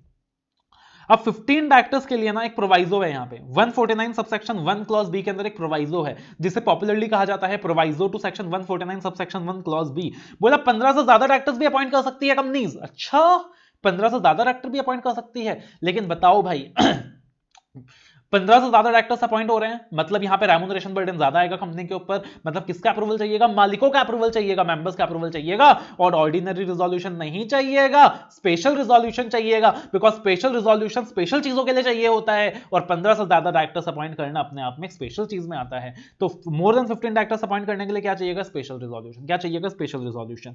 अब यहां पे भी शांति नहीं है लॉ मेकर को। अब एमसीए क्लैरिफिकेशन डाल दिया, एमसीए क्लैरिफिकेशन डाल दिया, कुछ एक्सेप्शंस डाल दिए। अब ध्यान से सुनना क्या डाला है। बोला कि नॉर्मल जो रिक्वायरमेंट है वो ये है कि जितनी भी कंपनीज हैं हर कोई मैक्सिमम 15 डायरेक्टर्स ही अपॉइंट कर सकते हैं। लेकिन दो कैटेगरीज ऑफ कंपनीज को अपन एग्जम्पशन दे रहे हैं, पहला सेक्शन 8 कंपनीज, दूसरा गवर्नमेंट कंपनीज। जो सेक्शन 8 कंपनीज है वो नॉन प्रॉफिटेबल ऑर्गेनाइजेशंस हैं, समाज का भला करती हैं, उनको ज्यादा लोग चाहिएंगे। और जो गवर्नमेंट कंपनीज हैं तो गवर्नमेंट कंपनीज के अंदर गवर्नमेंट रेगुलेशंस लगते हैं। तो जो सेक्शन 8 कंपनीज हैं और जो गवर्नमेंट कंपनीज हैं ये 15 डायरेक्टर्स से ज्यादा अपॉइंट कर सकती हैं without passing any special resolution. जो सेक्शन 8 कंपनीज हैं, जो गवर्नमेंट कंपनीज हैं, ये 15 डायरेक्टर्स से ज्यादा अपॉइंट कर सकती हैं without passing any special resolution. लेकिन अब इस एक्सेप्शन का भी एक्सेप्शन दे दिया। क्या बोला, बोला अगर गवर्नमेंट कंपनी या सेक्शन 8 कंपनी डिफॉल्ट करती है in filing of annual returns और financial statements to the ROC, तो इनको एग्जम्पशन नहीं मिलेगा। अब आपको पता है कि कंपनीज को फाइनेंशियल स्टेटमेंट्स फाइल करना पड़ता है to ROC under section 137 within 30 days from the AGM date, और कंपनी को एनुअल रिटर्न्स फाइल करना पड़ता है under section 92 within 60 days from the AGM date. तो अगर कंपनी यहां पे डिफॉल्ट कर देती है in filing of financial statements and annual returns to the ROC, तो वहां पे फाइनेंशियल स्टेटमेंट्स या एनुअल रिटर्न्स की फाइलिंग में कंपनी ने डिफॉल्ट कर दिया तो सेक्शन 8 कंपनीज और गवर्नमेंट कंपनीज को एग्जम्पशन नहीं मिलेगा। तो नॉर्मल सिस्टम यह है कि सेक्शन 8 कंपनीज और गवर्नमेंट कंपनीज 15 से ज्यादा डायरेक्टर अपॉइंट कर सकती हैं विदाउट पासिंग स्पेशल रिजोल्यूशन। लेकिन गलती से भी अगर क्वेश्चन में उसने ये स्पेसिफाई कर दिया कि that company has made a default in filing of financial statements and annual returns, तो उनको वो एग्जम्पशन नहीं मिलेगा, उनको वो एग्जम्पशन नहीं मिलेगा। तो आपको ध्यान रखना है। उसके बाद जैसे कि मैंने आपको बताया था, आपको याद रखना है WRI, women director, resident director, independent director. Women director that is covered in rule 3। तो कंपनीज के अंदर वुमेन के रिप्रेजेंटेशन को इंक्रीज करने के लिए लॉ मेकर लेके आता है कॉन्सेप्ट ऑफ वुमेन डायरेक्टर। आपको शायद पता होगा कि ऑफिशियली अगर हम बात करें तो Nita Ambani is the first women director of the company जिन्हें रिलायंस इंडिया ने अपॉइंट किया था, राइट। तो वुमेन डायरेक्टर्स, तो जितनी भी बड़ी कंपनीज है देश के अंदर, हर किसी के ऊपर अब एक मैंडेटरी रिक्वायरमेंट है कि वुमेन डायरेक्टर्स अपॉइंट करना होगा। लॉजिक क्या है, एक लॉजिक है वुमेन का जो रिप्रेजेंटेशन है उसको इंक्रीज करना देश के अंदर। तो क्या लिखा है, लिखा है रूल 3 के हिसाब से, एक तो हर एक लिस्टेड कंपनी के लिए वुमेन डायरेक्टर अपॉइंट करना मैंडेटरी है। लिस्टेड कंपनी के ऊपर नॉर्मली क्या होता है, दुनिया की सारी रिक्वायरमेंट्स लगती हैं, तो लिस्टेड कंपनी की तो बात ही छोड़ दो। और उसके अलावा कहा गया है कि हर एक पब्लिक कंपनी जिसका turnover greater than equal to 300 crore rupees है, या फिर paid up share capital greater than equal to 100 crore rupees है, turnover greater than equal to 300 rupees है, या फिर paid up share capital greater than equal to 100 crore rupees है, तो उन कंपनीज को क्या करना पड़ेगा, वुमेन डायरेक्टर अपॉइंट करना पड़ेगा। मैंने बताया था कि सेक्शन में एप्लीकेबिलिटी का बड़ा झोल झाल है, तो आपने देखा मैक्सिमम नंबर में भी एक्सक्लूजन था। उसी तरीके से वुमेन डायरेक्टर का कॉन्सेप्ट भी प्राइवेट कंपनीज में नहीं लगता है, वुमेन डायरेक्टर का कॉन्सेप्ट भी प्राइवेट कंपनीज में नहीं लगता है, लिस्टेड कंपनीज में लगता है। और हर एक पब्लिक कंपनी जहां turnover greater than equal to 300 CR है, या फिर paid up share capital greater than equal to 100 CR है, उनके ऊपर वुमेन डायरेक्टर का कॉन्सेप्ट लगेगा। कैसे याद करोगे, आप याद कर सकते हो कि हर एक पब्लिक कंपनी जहां टाइम पास होता है, तो टाइम पास को रोकने के लिए वुमेन डायरेक्टर को अपॉइंट कर दिया गया है। टाइम पास यानी टीपी, टीपी यानी T for turnover, P for paid up share capital. Turnover greater than equal to 300 crore, या फिर paid up share capital greater than equal to 100 crore, right. अगर दोनों में से एक भी कंडीशन वायलेट होता है, तो उस प्राइवेट पब्लिक कंपनी को वुमेन डायरेक्टर अपॉइंट करना पड़ेगा। अगर कोई वैकेंसी अराइज होती है in the office of women director, तो उसे कौन फुलफिल करेगा, बोर्ड ऑफ डायरेक्टर्स फुलफिल करेंगे in the next board meeting और 3 months whichever is later, in the next board meeting और 3 months whichever is later. ध्यान से याद रखना इस लिमिट को, इससे प्रैक्टिकल क्वेश्चंस पूछे जाते हैं, राइट। तो vacancy in the office of women director filled by board of directors, next board meeting और 3 months whichever is later. उसके बाद आता है concept of resident director. Resident director का मतलब क्या हो गया कि ऐसा ना हो कि कंपनीज में जितने भी डायरेक्टर्स हैं, पता चला कोई भी डायरेक्टर इंडिया में तो रहता ही नहीं है, किसी का इंडिया में तो स्टे ही नहीं है, सब बाहर से मैनेज कर रहे हैं कंपनीज को। एटलीस्ट एक तो ऐसा डायरेक्टर हो जो रेसिडेंट हो, जिसका इंडिया के अंदर स्टे हो। तो बोला गया there should be at least 1 resident director. हर एक कंपनी, चाहे वो पब्लिक हो, चाहे वो प्राइवेट हो, चाहे वो सेक्शन 8 हो, चाहे वो गवर्नमेंट हो, कोई भेदभाव नहीं है, बिना भेदभाव के। वुमेन्स हमेशा भेदभाव करती हैं, या फिर कहा जाता है कि वुमेन्स के साथ हमेशा भेदभाव होता है देश के अंदर, तो याद रखना यहां भी भेदभाव है। प्राइवेट कंपनीज को वुमेन डायरेक्टर अपॉइंट नहीं करना, सिर्फ पब्लिक कंपनीज को करना है, सिर्फ लिस्टेड कंपनीज को करना है। लेकिन रेजिडेंट डायरेक्टर के केस में कोई भेदभाव नहीं है, हर कंपनी को रेजिडेंट डायरेक्टर अपॉइंट करना है। और रेजिडेंट डायरेक्टर मतलब कौन सा डायरेक्टर, जिसका एटलीस्ट 182 डेज हो इन द फाइनेंशियल ईयर। अब ध्यान से देखना, आपको काफी सारे बुक्स में करंट ईयर मिल सकता है, बिकॉज पहले करंट ईयर लिखा हुआ था, लेकिन अब लॉ को ना हार्मोनाइज कर दिया। बोला देखो, जब आप देखते हो फेमा, तो वहां क्या लिखा है, रेजिडेंट डायरेक्टर, रेजिडेंट इंडिविजुअल के लिए कि आपको फाइनेंशियल ईयर देखना पड़ेगा। अगर आप देखते हो इनकम टैक्स एक्ट, वहां भी क्या लिखा है, फाइनेंशियल ईयर लिखा है, लेकिन कंपनीज एक्ट में क्या लिखा था, कैलेंडर ईयर। तो क्यों एम्बिगिटी पाले, तो बोला हार्मोनाइज कर दो, तो बोला at least 1 resident director in the financial year. अब यहां पे एक डिबेट है, डिबेट क्या है, 182 डेज जो फाइनेंशियल ईयर में देखना है, वो करंट ईयर, वो प्रीवियस ईयर में देखना है या करंट ईयर में देखना है, प्रीवियस ईयर या करंट ईयर। अब देखना, अगर प्रीवियस ईयर होता तो वो लॉ में स्पेसिफाई किया जाता कि वो प्रीवियस ईयर है। लॉ में कुछ भी स्पेसिफाई नहीं किया, मतलब करंट ईयर में देखना है। लॉ में कुछ भी स्पेसिफाई नहीं किया, मतलब करंट ईयर में देखना है, प्रोपोर्शनेट बेसिस में काउंट करना है डेज को, ठीक है। तो I believe that is clear. और उसके बाद फाइनली आ जाता है कॉन्सेप्ट ऑफ इंडिपेंडेंट डायरेक्टर्स। अब ये जो इंडिपेंडेंट डायरेक्टर का कॉन्सेप्ट है, ये बहुत ज्यादा इंपॉर्टेंट है, टेक्निकल भी है, इंपॉर्टेंट भी है। अब देखो जनरली क्या होता है यार, अगर हम बात करते हैं लिस्टेड इंडिपेंडेंट डायरेक्टर्स के बारे में, तो क्या होता है कि जनरली अगेन जो पब्लिक कंपनीज होती हैं, जो लिस्टेड कंपनीज होती हैं, जो पब्लिक कंपनीज होती हैं, वहां पब्लिक का स्टेक इन्वॉल्व होता है। तो जब पब्लिक का स्टेक इन्वॉल्व होता है, तो अगर कोई फ्रॉड वगैरह होता है, तो उससे ना केवल कंपनी हिलती है, पूरी इकोनॉमी हिल जाती है। तो इसलिए इंडिपेंडेंट डायरेक्टर का कॉन्सेप्ट लाया गया है। बिकॉज नॉर्मली क्या होता है कि डायरेक्टर्स का कोई क्वालिफिकेशन नहीं होता, किसी भी अनपढ़ गवार व्यक्ति को आप डायरेक्टर बना सकते हो, और नॉर्मली एक ही फैमिली के सारे लोग कंपनी के बीओडीज में डायरेक्टर्स होते हैं। तो इसीलिए इंडिपेंडेंट डायरेक्टर का कॉन्सेप्ट लाया गया है कि एक ऐसा बंदा जो इंटीग्रिटी वाला हो, जिसको अच्छी नॉलेज हो, जो बिल्कुल हर मायने में इंडिपेंडेंट हो। वैसे लोग अगर कंपनी में रहेंगे तो कंपनी का कुछ भला होगा। तो दैट इज वाई कहा गया है कि हर एक लिस्टेड पब्लिक कंपनी को इंश्योर करना पड़ेगा कि उसके टोटल नंबर ऑफ डायरेक्टर्स में से 1/3 इंडिपेंडेंट हो। बहुत बड़ी बात है सर। बोला गया है कि हर एक लिस्टेड पब्लिक कंपनी को ऐसा कहा गया है कि 1/3 of total number of directors में 1/3 इंडिपेंडेंट होने चाहिए। यानी अगर टोटल डायरेक्टर्स 15 हैं, तो 1/3 यानी 5 इंडिपेंडेंट होने चाहिए। और वो भी जब आप सेबी लॉटर रेगुलेशंस पढ़ोगे, तो सेबी लॉटर रेगुलेशंस में कहानी और भी स्ट्रिंजेंट कर दी गई है लिस्टेड कंपनीज के लिए। और फिर कहा गया है कि अगर पब्लिक कंपनीज की बात करें, अगेन ये कॉन्सेप्ट प्राइवेट कंपनीज में नहीं लगता, वुमेन डायरेक्टर का कॉन्सेप्ट, इंडिपेंडेंट डायरेक्टर का कॉन्सेप्ट याद रखिएगा, प्राइवेट कंपनीज में नहीं लगता। और साथ ही साथ ये भी याद रख लेना, नॉर्मली सेक्शन 8 कंपनीज में भी नहीं लगता। तो नॉर्मली ये कॉन्सेप्ट प्राइवेट कंपनीज में नहीं लगते, सेक्शन 8 कंपनीज में नहीं लगते हैं, women director and independent director. तो हर एक पब्लिक कंपनी, अब बोला गया है जो भी टॉप पब्लिक कंपनी है, क्या बोला गया है, जो भी टॉप एकदम बड़ी वाली पब्लिक कंपनी है, that is turnover, outstanding loans, debentures, deposits, paid up share capital. Turnover, outstanding loans, debentures, deposits, paid up share capital. तो टर्नओवर, अगर कोई भी पब्लिक कंपनी है जिसका turnover greater than equal to 100 crore rupees है, या फिर आउटस्टैंडिंग लोन्स, डिबेंचर्स, डिपॉजिट्स जहां पे ग्रेटर देन 50 करोड़ रुपीस है, be very careful, greater than 50 crore rupees है, या फिर paid up share capital greater than equal to 10 crore rupees है, तो इनको इंडिपेंडेंट डायरेक्टर अपॉइंट करना पड़ेगा। इनको इंडिपेंडेंट डायरेक्टर अपॉइंट करना होगा, एटलीस्ट 2 डायरेक्टर्स इंडिपेंडेंट होने चाहिए। कितने होने चाहिए? एटलीस्ट 2 डायरेक्टर्स इंडिपेंडेंट होने चाहिए। तो बोला गया कि अगर एक लिस्टेड पब्लिक कंपनी है तो 1/3 of the total number of directors independent होने चाहिए। अगर एक पब्लिक कंपनी है जिसका turnover greater than equal to 100 crore है, या फिर outstanding loans, debentures, deposits greater than 50 crore है, या paid up share capital greater than equal to 10 crore है, इन दैट वेरी सिनेरियो इनको भी एटलीस्ट 2 डायरेक्टर्स क्या करने होंगे सर? इंडिपेंडेंट डायरेक्टर्स 2 अपॉइंट करके रखने होंगे। लेकिन यहां पे एक एक्सेप्शन है कि this requirement of having 2 independent directors is not applicable to unlisted companies which are joint ventures, wholly owned subsidiaries and dormant companies। तो नॉर्मली बोला गया है कि हर एक listed company 1/3 of total number of directors independent होने चाहिए। और उसके बाद बोला गया है कि भाई जो बाकी पब्लिक कंपनीज हैं जो टॉप क्राइटेरिया में फुलफिल बैठती हैं, तो उनके केस में 2 इंडिपेंडेंट डायरेक्टर्स होने चाहिए। लेकिन ये जो 2 इंडिपेंडेंट डायरेक्टर की रिक्वायरमेंट है, ये अनलिस्टेड कंपनीज को एप्लीकेबल नहीं है, जो कि जॉइंट वेंचर हैं, होली ओन्ड सब्सिडरीज हैं, या फिर डोरमेंट कंपनीज हैं। उसके बाद कहा गया है अगर कोई भी वैकेंसी राइज होती है in the office of independent director, तो again the criteria is same as women director. Next board meeting और 3 months whichever is later. क्या कहा गया है? नेक्स्ट बोर्ड मीटिंग और 3 months whichever is later, तो सेम है।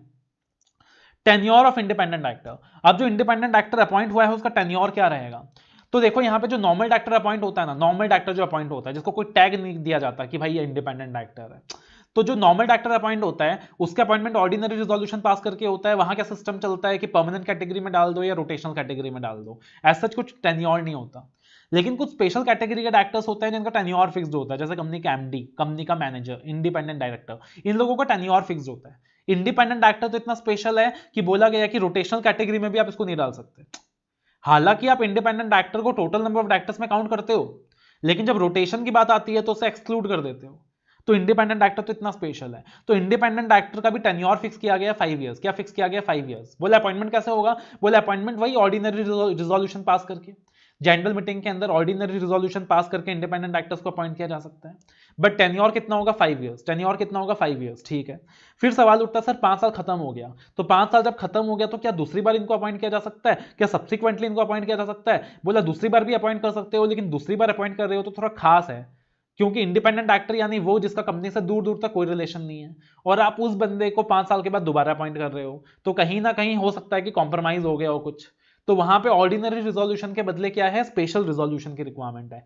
तो पहली बार जब इंडिपेंडेंट डायरेक्टर को अपॉइंट करोगे तो ऑर्डिनरी रिजोल्यूशन पास करके अपॉइंट करोगे 5 साल के लिए, लेकिन जब दूसरी बार इंडिपेंडेंट डायरेक्टर को अपॉइंट करोगे तब स्पेशल रिजोल्यूशन पास करना पड़ेगा। पहली बार ओआर, दूसरी बार एसआर, पहली बार ओआर, दूसरी बार एसआर। और फिर बोला गया कि जब 2 कंसेक्यूटिव टर्म्स हो गया, जब 2 कंसेक्यूटिव टर्म्स हो गया, ऑलरेडी 10 साल के लिए अपॉइंटमेंट हो चुका है, उसके बाद आप इंडिपेंडेंट डायरेक्टर्स को 3rd कॉन्सेक्यूटिव टर्म के लिए अपॉइंट नहीं कर सकते हो। चाहे आप एसआर पास कर लें, कुछ भी कर लें, सीजी अप्रूवल ले लें, कुछ भी कर लें, आप 3rd कॉन्सेक्यूटिव टर्म के लिए अपॉइंट नहीं कर सकते हो। 2 बार अगर आपने कंसेक्यूटिवली इंडिपेंडेंट डायरेक्टर्स को अपॉइंट कर लिया है तो 3 साल के लिए क्या लग जाएगा? कूलिंग ऑफ पीरियड लग जाएगा। 3 साल के लिए कूलिंग ऑफ पीरियड लग जाएगा, तो 3 साल 11th year, 12th year, 13th year वो बंदा कंपनी के अंदर ना इंडिपेंडेंट डायरेक्टर की कैपेसिटी में अपॉइंट हो सकता है, ना किसी और कैपेसिटी में अपॉइंट हो सकता है, ना डायरेक्टली अपॉइंट हो सकता है, ना इनडायरेक्टली अपॉइंट हो सकता है, ना इंडिपेंडेंट डायरेक्टर की कैपेसिटी में अपॉइंट हो सकता है, ना किसी और कैपेसिटी में अपॉइंट हो सकता है। अब यहां पे सोचने वाली बात एक और है।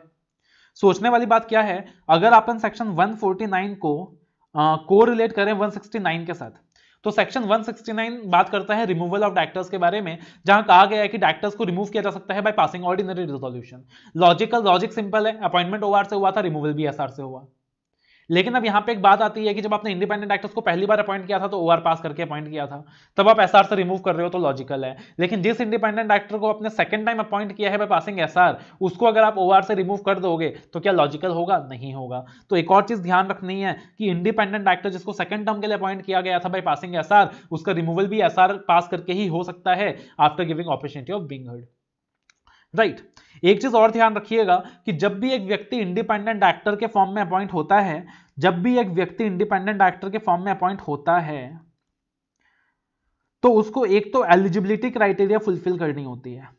उसको एक तो क्या करना पड़ता है? एलिजिबिलिटी क्राइटेरिया फुलफिल करनी होती है। और ये एलिजिबिलिटी क्राइटेरिया 149 सबसेक्शन 6 में दिया हुआ है। और साथ ही साथ उसको एक डिक्लेरेशन ऑफ इंडिपेंडेंस देना होता है। साथ ही साथ क्या करना पड़ता है? उसको एक डिक्लेरेशन ऑफ इंडिपेंडेंस देना होता है। और ये जो डिक्लेरेशन ऑफ इंडिपेंडेंस उसको 149 सबसेक्शन 7 के हिसाब से देना पड़ता है। तो एलिजिबिलिटी क्राइटेरिया 149 सबसेक्शन 6 के हिसाब से फुलफिल करनी होती है और डिक्लेरेशन ऑफ इंडिपेंडेंस 149 सबसेक्शन 7 के हिसाब से उस बंदे को देना होता है। Independent actor total number of actors में काउंट होता है, बट रोटेशन के पर्पज के लिए काउंट नहीं होता है। इंडिपेंडेंट एक्टर के इंडिपेंडेंस को इंश्योर करने के लिए कहा गया है कि इंडिपेंडेंट एक्टर को किसी प्रकार का रेम्यूनरेशन नहीं मिलेगा। हालांकि उसको सिटिंग फीस या प्रॉफिट रिलेटेड कमीशंस मिल सकता है, उसको किसी प्रकार का रेम्यूनरेशन नहीं मिलेगा, कोई स्टॉक ऑप्शन में उसका इंटाइटलमेंट नहीं होगा, but sitting fees, profit related commissions वगैरह उसे मिल सकता है। 149 सबसेक्शन 6 के अंदर रिक्वायरमेंट्स दी हैं इंडिपेंडेंट एक्टर्स के लिए। बहुत सारे रिक्वायरमेंट्स हैं, ढेर सारे रिक्वायरमेंट्स हैं। फिलहाल इन रिक्वायरमेंट्स की हम बात नहीं कर रहे हैं। एक एमसीए नोटिफिकेशन का ध्यान रखिएगा आप कि वुमेन डायरेक्टर्स का जो कॉन्सेप्ट है और जो इंडिपेंडेंट डायरेक्टर्स का कॉन्सेप्ट है वो सेक्शन 8 कंपनीज में नहीं लगता है।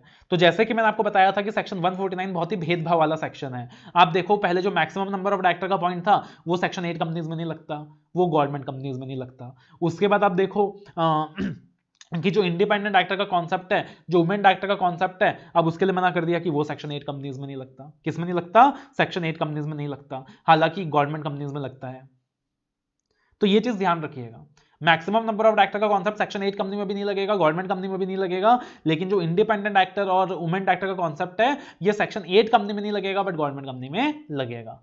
राइट। और 161 और साथ ही साथ हमने 152 की भी एप्लीकेबिलिटी डिस्कस करी थी। सेक्शन 150 के अंदर कहा गया है कि सेंट्रल गवर्नमेंट एक डाटा बैंक अपॉइंट कर सकती है टू अपॉइंट इंडिपेंडेंट डायरेक्टर्स। ज्यादा रेलिवेंट नहीं है, छोड़ रहा हूं फिलहाल। सेक्शन 151, इसका भी 149 के साथ एक अच्छा खासा कोरिलेशन है, इसलिए अपन इसको साथ में डिस्कस कर रहे हैं। Appointment of directors elected by small share holders, जिसको कहा जाता है स्मॉल शेयर होल्डर डायरेक्टर्स। तो section 151 is again red with companies appointment and qualification of director rules 2014। Right.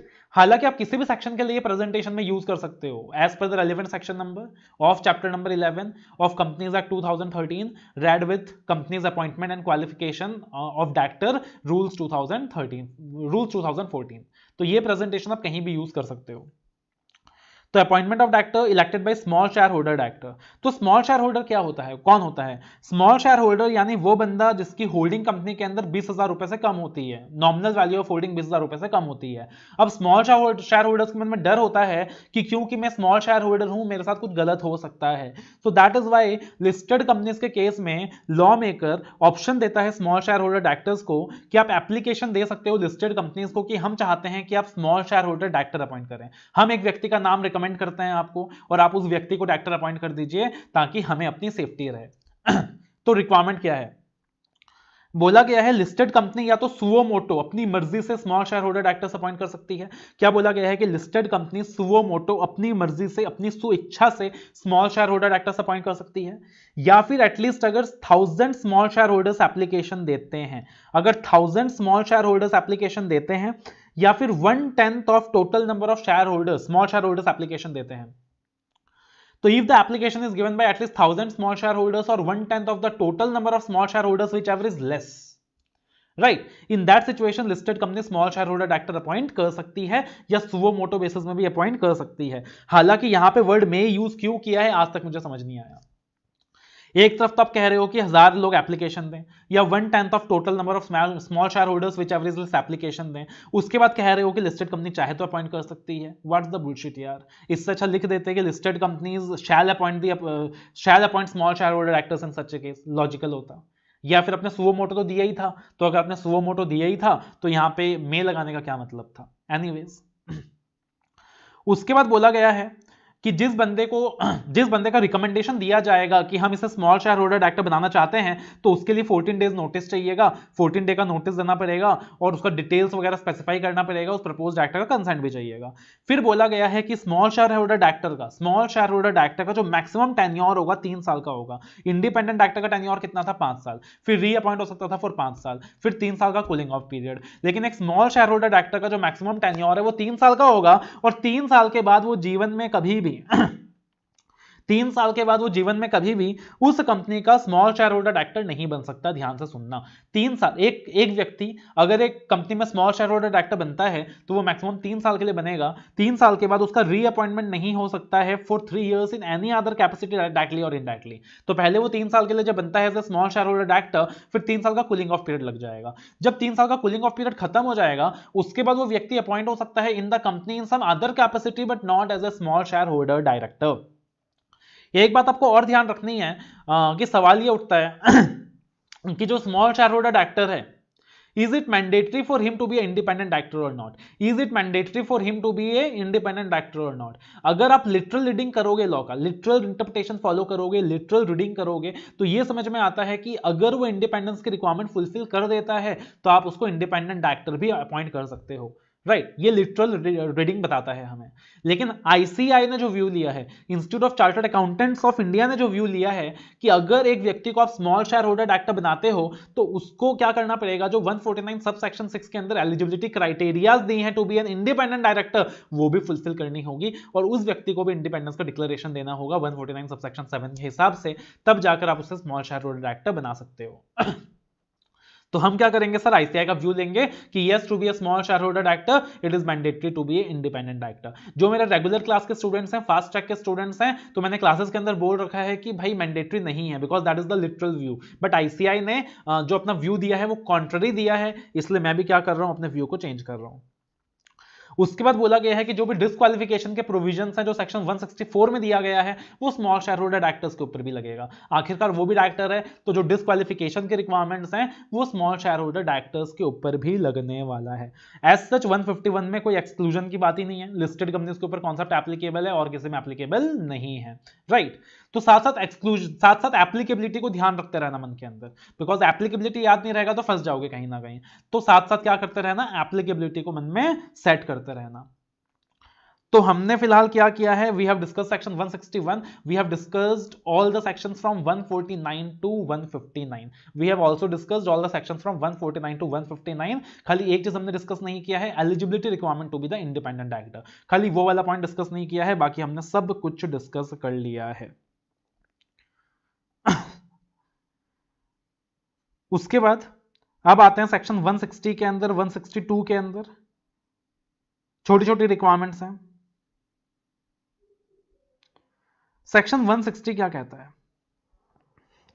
Section 160 कहता है, देखो भाई सिंपल सी चीज है, अगर आप कंपनी में डायरेक्टर बन रहे हो तो दो सिचुएशंस होंगी। या तो बोर्ड ऑफ डायरेक्टर्स ने आपका रिकमेंडेशन दिया होगा, आपके बारे में प्रपोजल दिया होगा कि भाई हम इस बंदे को डायरेक्टर बनाना चाहते हैं। तो या तो बोर्ड ऑफ डायरेक्टर्स ने या फिर नॉमिनेशन रेम्यूनरेशन कमेटी ने आपका रिकमेंडेशन फॉरवर्ड किया होगा कि हम फलाने बंदे को डायरेक्टर बनाना चाहते हैं बिकॉज हमें लगता है कि भाई वो क्वालिफाइड है।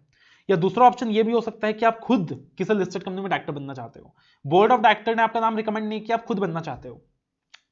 तो देखो एक सिंपल सी चीज है यार, हर किसी को तो हम इंटरटेन नहीं कर सकते कि आओ इलेक्शन लड़ लो टू बी अ डायरेक्टर, वहां पे गाजर मूली की फैक्ट्री तो लग नहीं रही। सो लॉ मेकर ने क्या बोला है कि अगर बोर्ड ऑफ डायरेक्टर्स या एनआरसी आपका रिकमेंडेशन दे रहा था, बोर्ड ऑफ डायरेक्टर्स या एनआरसी ने आपका रिकमेंड दिया है, आपके नाम का रिकमेंडेशन दिया है टू बी अ डायरेक्टर, तो एज सच आपको कोई डिपॉजिट वगैरह देने की जरूरत नहीं है, सिर्फ कंसेंट दे देना। लेकिन अगर आप खुद अपनी मर्जी से without the recommendation of BOD, without the recommendation of NRC, अगर आप चाहते हो कि आपको इलेक्शन में खड़ा होना है टू बी डायरेक्टर, तो आपको एक तो जनरल मीटिंग से 14 दिन पहले, आपको एक तो जनरल मीटिंग के 14 दिन पहले नोटिस देना पड़ेगा और लाख रुपए का डिपॉजिट देना पड़ेगा, 1 लाख रुपीस का डिपॉजिट देना पड़ेगा।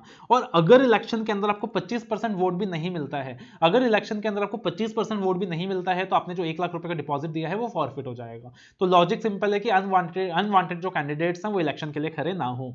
तो अगर आपका नाम बीओडी ने, एनआरसी ने रिकमेंड नहीं किया है, तो आपको लाख रुपए का डिपॉजिट देना पड़ेगा, तभी आप इलेक्शन में लड़ सकते हो टू बी ए डायरेक्टर। और 25% वोट आपको नहीं मिलेगा तो वो जो 1 लाख रुपए का डिपॉजिट अमाउंट है वो फॉरफिट हो जाएगा। लेकिन यहां पे कुछ एग्जाम्पशंस हैं। एग्जाम्पशन क्या है कि एक तो अगर आपका appointment as a independent director हो रहा है, तो ऑब्वियसली अगर आपका appointment as a independent director हो रहा है तो बोर्ड ऑफ डायरेक्टर्स ने, एनआरसी ने जाके आपके सामने हाथ जोड़े होंगे कि भैया इंडिपेंडेंट डायरेक्टर्स बन जाएं, बिकॉज इंडिपेंडेंट डायरेक्टर को ढूंढना इतनी आसान बात नहीं है। तो इन दैट सिचुएशन आपको डिपॉजिट देने की कोई जरूरत नहीं है। और साथ ही साथ अगर आपका नाम एनआरसी ने या बीओडी ने रिकमेंड किया है, तब भी आपको लाख रुपए का डिपॉजिट देने का कोई जरूरत नहीं है। और निधि कंपनीज को यहां पे एक रिलैक्सेशन दिया गया है कि निधि कंपनीज को सिर्फ 10,000 रुपए का डिपॉजिट ही देना है, 1 लाख रुपए का डिपॉजिट नहीं देना है, राइट। और यहां पे एक एमसी नोटिफिकेशन है कि ये जो रिक्वायरमेंट है 1 लाख रुपए का डिपॉजिट का, ये प्राइवेट कंपनीज को एप्लीकेबल नहीं है, 100% गवर्नमेंट कंपनीज को एप्लीकेबल नहीं है, सेक्शन 8 कंपनीज को एप्लीकेबल नहीं है। 100% गवर्नमेंट कंपनी मतलब वो कंपनी जिसमें 100% स्टेक गवर्नमेंट का है, तो उन कंपनीज के ऊपर ये लाख रुपए के डिपॉजिट की रिक्वायरमेंट एप्लीकेबल नहीं है, प्राइवेट कंपनीज के ऊपर एप्लीकेबल नहीं है, सेक्शन 8 कंपनीज की एप्लीकेबल नहीं है। एप्लीकेबिलिटी को रिपीट करते रहो साथ साथ, बिकॉज बहुत सारे स्टूडेंट कंप्लेन करते हैं कि एप्लीकेबिलिटी परेशान करता है। तो सेक्शन 161 सारी कैटेगरीज में एप्लीकेबल था, 152 सारी कैटेगरीज में एप्लीकेबल था, लेकिन रोटेशन के अंदर पब्लिक कंपनीज को एप्लीकेबल था, गवर्नमेंट कंपनीज को एप्लीकेबल नहीं था। 149 में मैक्सिमम नंबर ऑफ डायरेक्टर का कॉन्सेप्ट जो था वो सेक्शन 8 कंपनीज को एप्लीकेबल नहीं था, गवर्नमेंट कंपनीज को एप्लीकेबल नहीं था। जो इंडिपेंडेंट डायरेक्टर का कॉन्सेप्ट है और जो वुमेन डायरेक्टर का कॉन्सेप्ट है वो सेक्शन 8 कंपनी को एप्लीकेबल नहीं था, और वो प्राइवेट कंपनीज को भी एप्लीकेबल नहीं था। लेकिन रीजन अलग अलग थे। प्राइवेट कंपनीज को एप्लीकेबल क्यों नहीं था? बिकॉज सेक्शन में ही प्राइवेट कंपनी का नाम नहीं लिखा है। लेकिन सेक्शन 8 कंपनीज के ऊपर एप्लीकेबल क्यों नहीं था? बिकॉज उसके लिए एमसी नोटिफिकेशन आया था। और उसके बाद जो डिपॉजिट का रिक्वायरमेंट है वो फिर से किसके ऊपर एप्लीकेबल नहीं है? Private companies, because private companies की मर्जी है ना वो किसको अपॉइंट करें, तो प्राइवेट कंपनी डिसाइड करेगी। 100% गवर्नमेंट कंपनी, सेक्शन 8 कंपनी। उसके बाद आते हैं सेक्शन 162 पे। अब सेक्शन 162 क्या कहता है? What does section 162 says? मान लीजिए एक कंपनी मल्टीपल डायरेक्टर्स को अपॉइंट कर रही है। अब ऑब्वियसली एक कंपनी में एक डायरेक्टर तो है नहीं, मल्टीपल डायरेक्टर्स हैं, 5, 6, 7, 10, 12, 15 कुछ भी हो सकता है। तो अगर एक कंपनी यहां पे मल्टीपल डायरेक्टर्स को अपॉइंट करती है, अगर एक कंपनी यहां पे मल्टीपल डायरेक्टर्स को अपॉइंट करती है, in that very situation question ये उठता है कि हर बंदे को अपॉइंट करने के लिए ओआर चाहिए या फिर एक रिजोल्यूशन से काम चल जाएगा? आप हर व्यक्ति को अपॉइंट करने के लिए अलग अलग रिजोल्यूशन पास करोगे या एक रिजोल्यूशन से काम चल जाएगा? तो यहां पे दोनों चीजों के प्रोज एंड कॉन्स हैं। अगर आप हर बंदे के लिए अलग अलग रिजोल्यूशन पास करते हो तो प्रोसीजरल हो जाता है, और अगर आप एक ही रिजोल्यूशन में मल्टीपल डायरेक्टर्स को अपॉइंट कर लेते हो तो प्रॉब्लमैटिक हो जाता है। हो सकता है कि एक रतन टाटा जैसा व्यक्ति हो, एक दूसरा एक टेररिस्ट आदमी हो। तो यहां पे क्या रास्ता निकाला जाए? तो यहां पे बोला गया भैया नॉर्मल रिक्वायरमेंट तो यही है कि जितने डायरेक्टर्स अपॉइंट करोगे हर किसी को अपॉइंट करने के लिए आपको अलग अलग रिजोल्यूशन पास करना पड़ेगा। There is no shortcut to anything, there is no shortcut to success. तो हर किसी इंडिविजुअल डायरेक्टर को अपॉइंट करोगे तो अलग अलग रिजोल्यूशन पास करना पड़ेगा। लेकिन इसका एक एक्सेप्शन है। एक्सेप्शन क्या है? अगर आप जनरल मीटिंग के अंदर पहले एक यूनानिमस रिजोल्यूशन पास कर लेते हो, अगर जनरल मीटिंग के अंदर आप एक यूनानिमस रिजोल्यूशन पास कर लेते हो, मतलब बता देते हो मेंबर्स को कि देखो this 10 directors we want to appoint again, और वो एक यूनानिमस कंसेंट दे देते हैं कि yes we want all the directors to get appointed, so in that situation you may appoint all the directors by passing a single resolution. तो अगर आप जनरल मीटिंग में यूनानिमस रिजोल्यूशन पास कर देते हो तब आप एक सिंगल रिजोल्यूशन से सारे डायरेक्टर्स को अपॉइंट कर सकते हो, वरना हर डायरेक्टर के लिए आपको अलग अलग रिजोल्यूशन पास करना पड़ेगा। लेकिन ये रिक्वायरमेंट फिर से प्राइवेट कंपनीज के ऊपर एप्लीकेबल नहीं है, बिकॉज प्राइवेट कंपनीज के ऊपर अपने अलग लॉज एप्लीकेबल हैं। प्राइवेट कंपनीज अपने हिसाब से अब वहां पे क्या कर सकती है? अपॉइंटमेंट के काम कर सकती है। तो सेक्शन 162 भी किसके ऊपर एप्लीकेबल नहीं है सर? प्राइवेट कंपनीज के ऊपर एप्लीकेबल नहीं है। तो ये क्या हो गया? Section 162।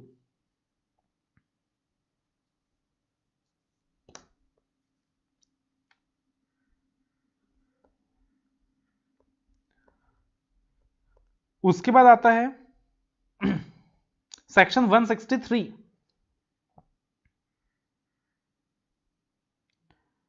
That is directors appointed by proportional representation. तो अब देखना, अगर हम यहां पे बात करते हैं directors appointed by proportional representation, तो प्रोपोर्शनल रिप्रेजेंटेशन क्या है मैं उसके बारे में बात नहीं कर रहा, because that is a scientific voting technique. आप ये याद रख लो कि that is a scientific voting technique जहां पे क्यूमुलेटिव वोटिंग यूज होता है, single transferable vote technique use होती है, अलग अलग टेक्निक्स यूज होते हैं। ज्यादातर जो प्रेसिडेंशियल इलेक्शंस होते हैं वहां पे प्रोपोर्शनल रिप्रेजेंटेशन का टेक्निक यूज होता है। अब कंपनी चाहे तो आर्टिकल्स ऑफ एसोसिएशन में ऑथराइज कर सकती है कि हम प्रोपोर्शनल रिप्रेजेंटेशन का मेथड यूज करेंगे टू अपॉइंटेड डायरेक्टर्स, राइट। अब अगर कंपनी ऐसा डिसीजन लेती है कि हम प्रोपोर्शनल रिप्रेजेंटेशन का मेथड यूज करेंगे, तो कंपनी को at least 2/3 of its directors proportional representation के मेथड से अपॉइंट करना होगा। अगर कंपनी ऐसा डिसीजन लेती है कि हम प्रोपोर्शनल रिप्रेजेंटेशन का मेथड यूज करेंगे, तो कंपनी को at least 2/3 of directors proportional representation से क्या करना पड़ेगा, अपॉइंट करना पड़ेगा।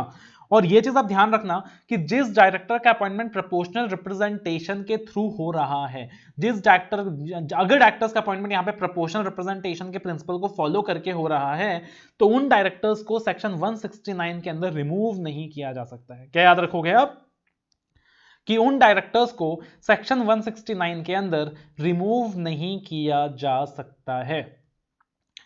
तो सेक्शन 163 ज्यादा इंपॉर्टेंट नहीं है, अगेन ज्यादा डिस्कस भी नहीं कर रहे हम लोग। उसके बाद देखना अब जो लास्ट पार्ट है हमारा, काफी इंपॉर्टेंट पार्ट है, section 164, that is disqualification of director. 164 के साथ ही कोरिलेटेड है। 167 vacation of director, then we have 168 resignation, we have 169 removal. याद रखना ये ब्लॉक ऑफ सेक्शंस ऐसे हैं कि आप हमेशा इससे साथ पढ़ोगे। सेक्शन 164, 165, 167 हमेशा साथ पढ़ने वाले हो। सेक्शन 168, 169 हमेशा क्या करने वाले हो, साथ में पढ़ने वाले हो। That is disqualification of directors and vacation. Let us see the requirements. तो देखना section 164 that is talking about disqualification of directors. 164 के अंदर दो सबसेक्शन है, सबसेक्शन 1 एंड सबसेक्शन 2, राइट। तो सबसेक्शन 1 है, सबसेक्शन 2 है। सबसेक्शन 1 के अंदर वो सारे ग्राउंड्स कवर्ड है जहां डायरेक्टर ने अपने इंडिविजुअल कैपेसिटी में डिफॉल्ट किया है, और सबसेक्शन 2 में वो ग्राउंड्स कवर्ड है जहां कंपनी ने डिफॉल्ट किया है। तो ये चीज आपको ध्यान रखनी है।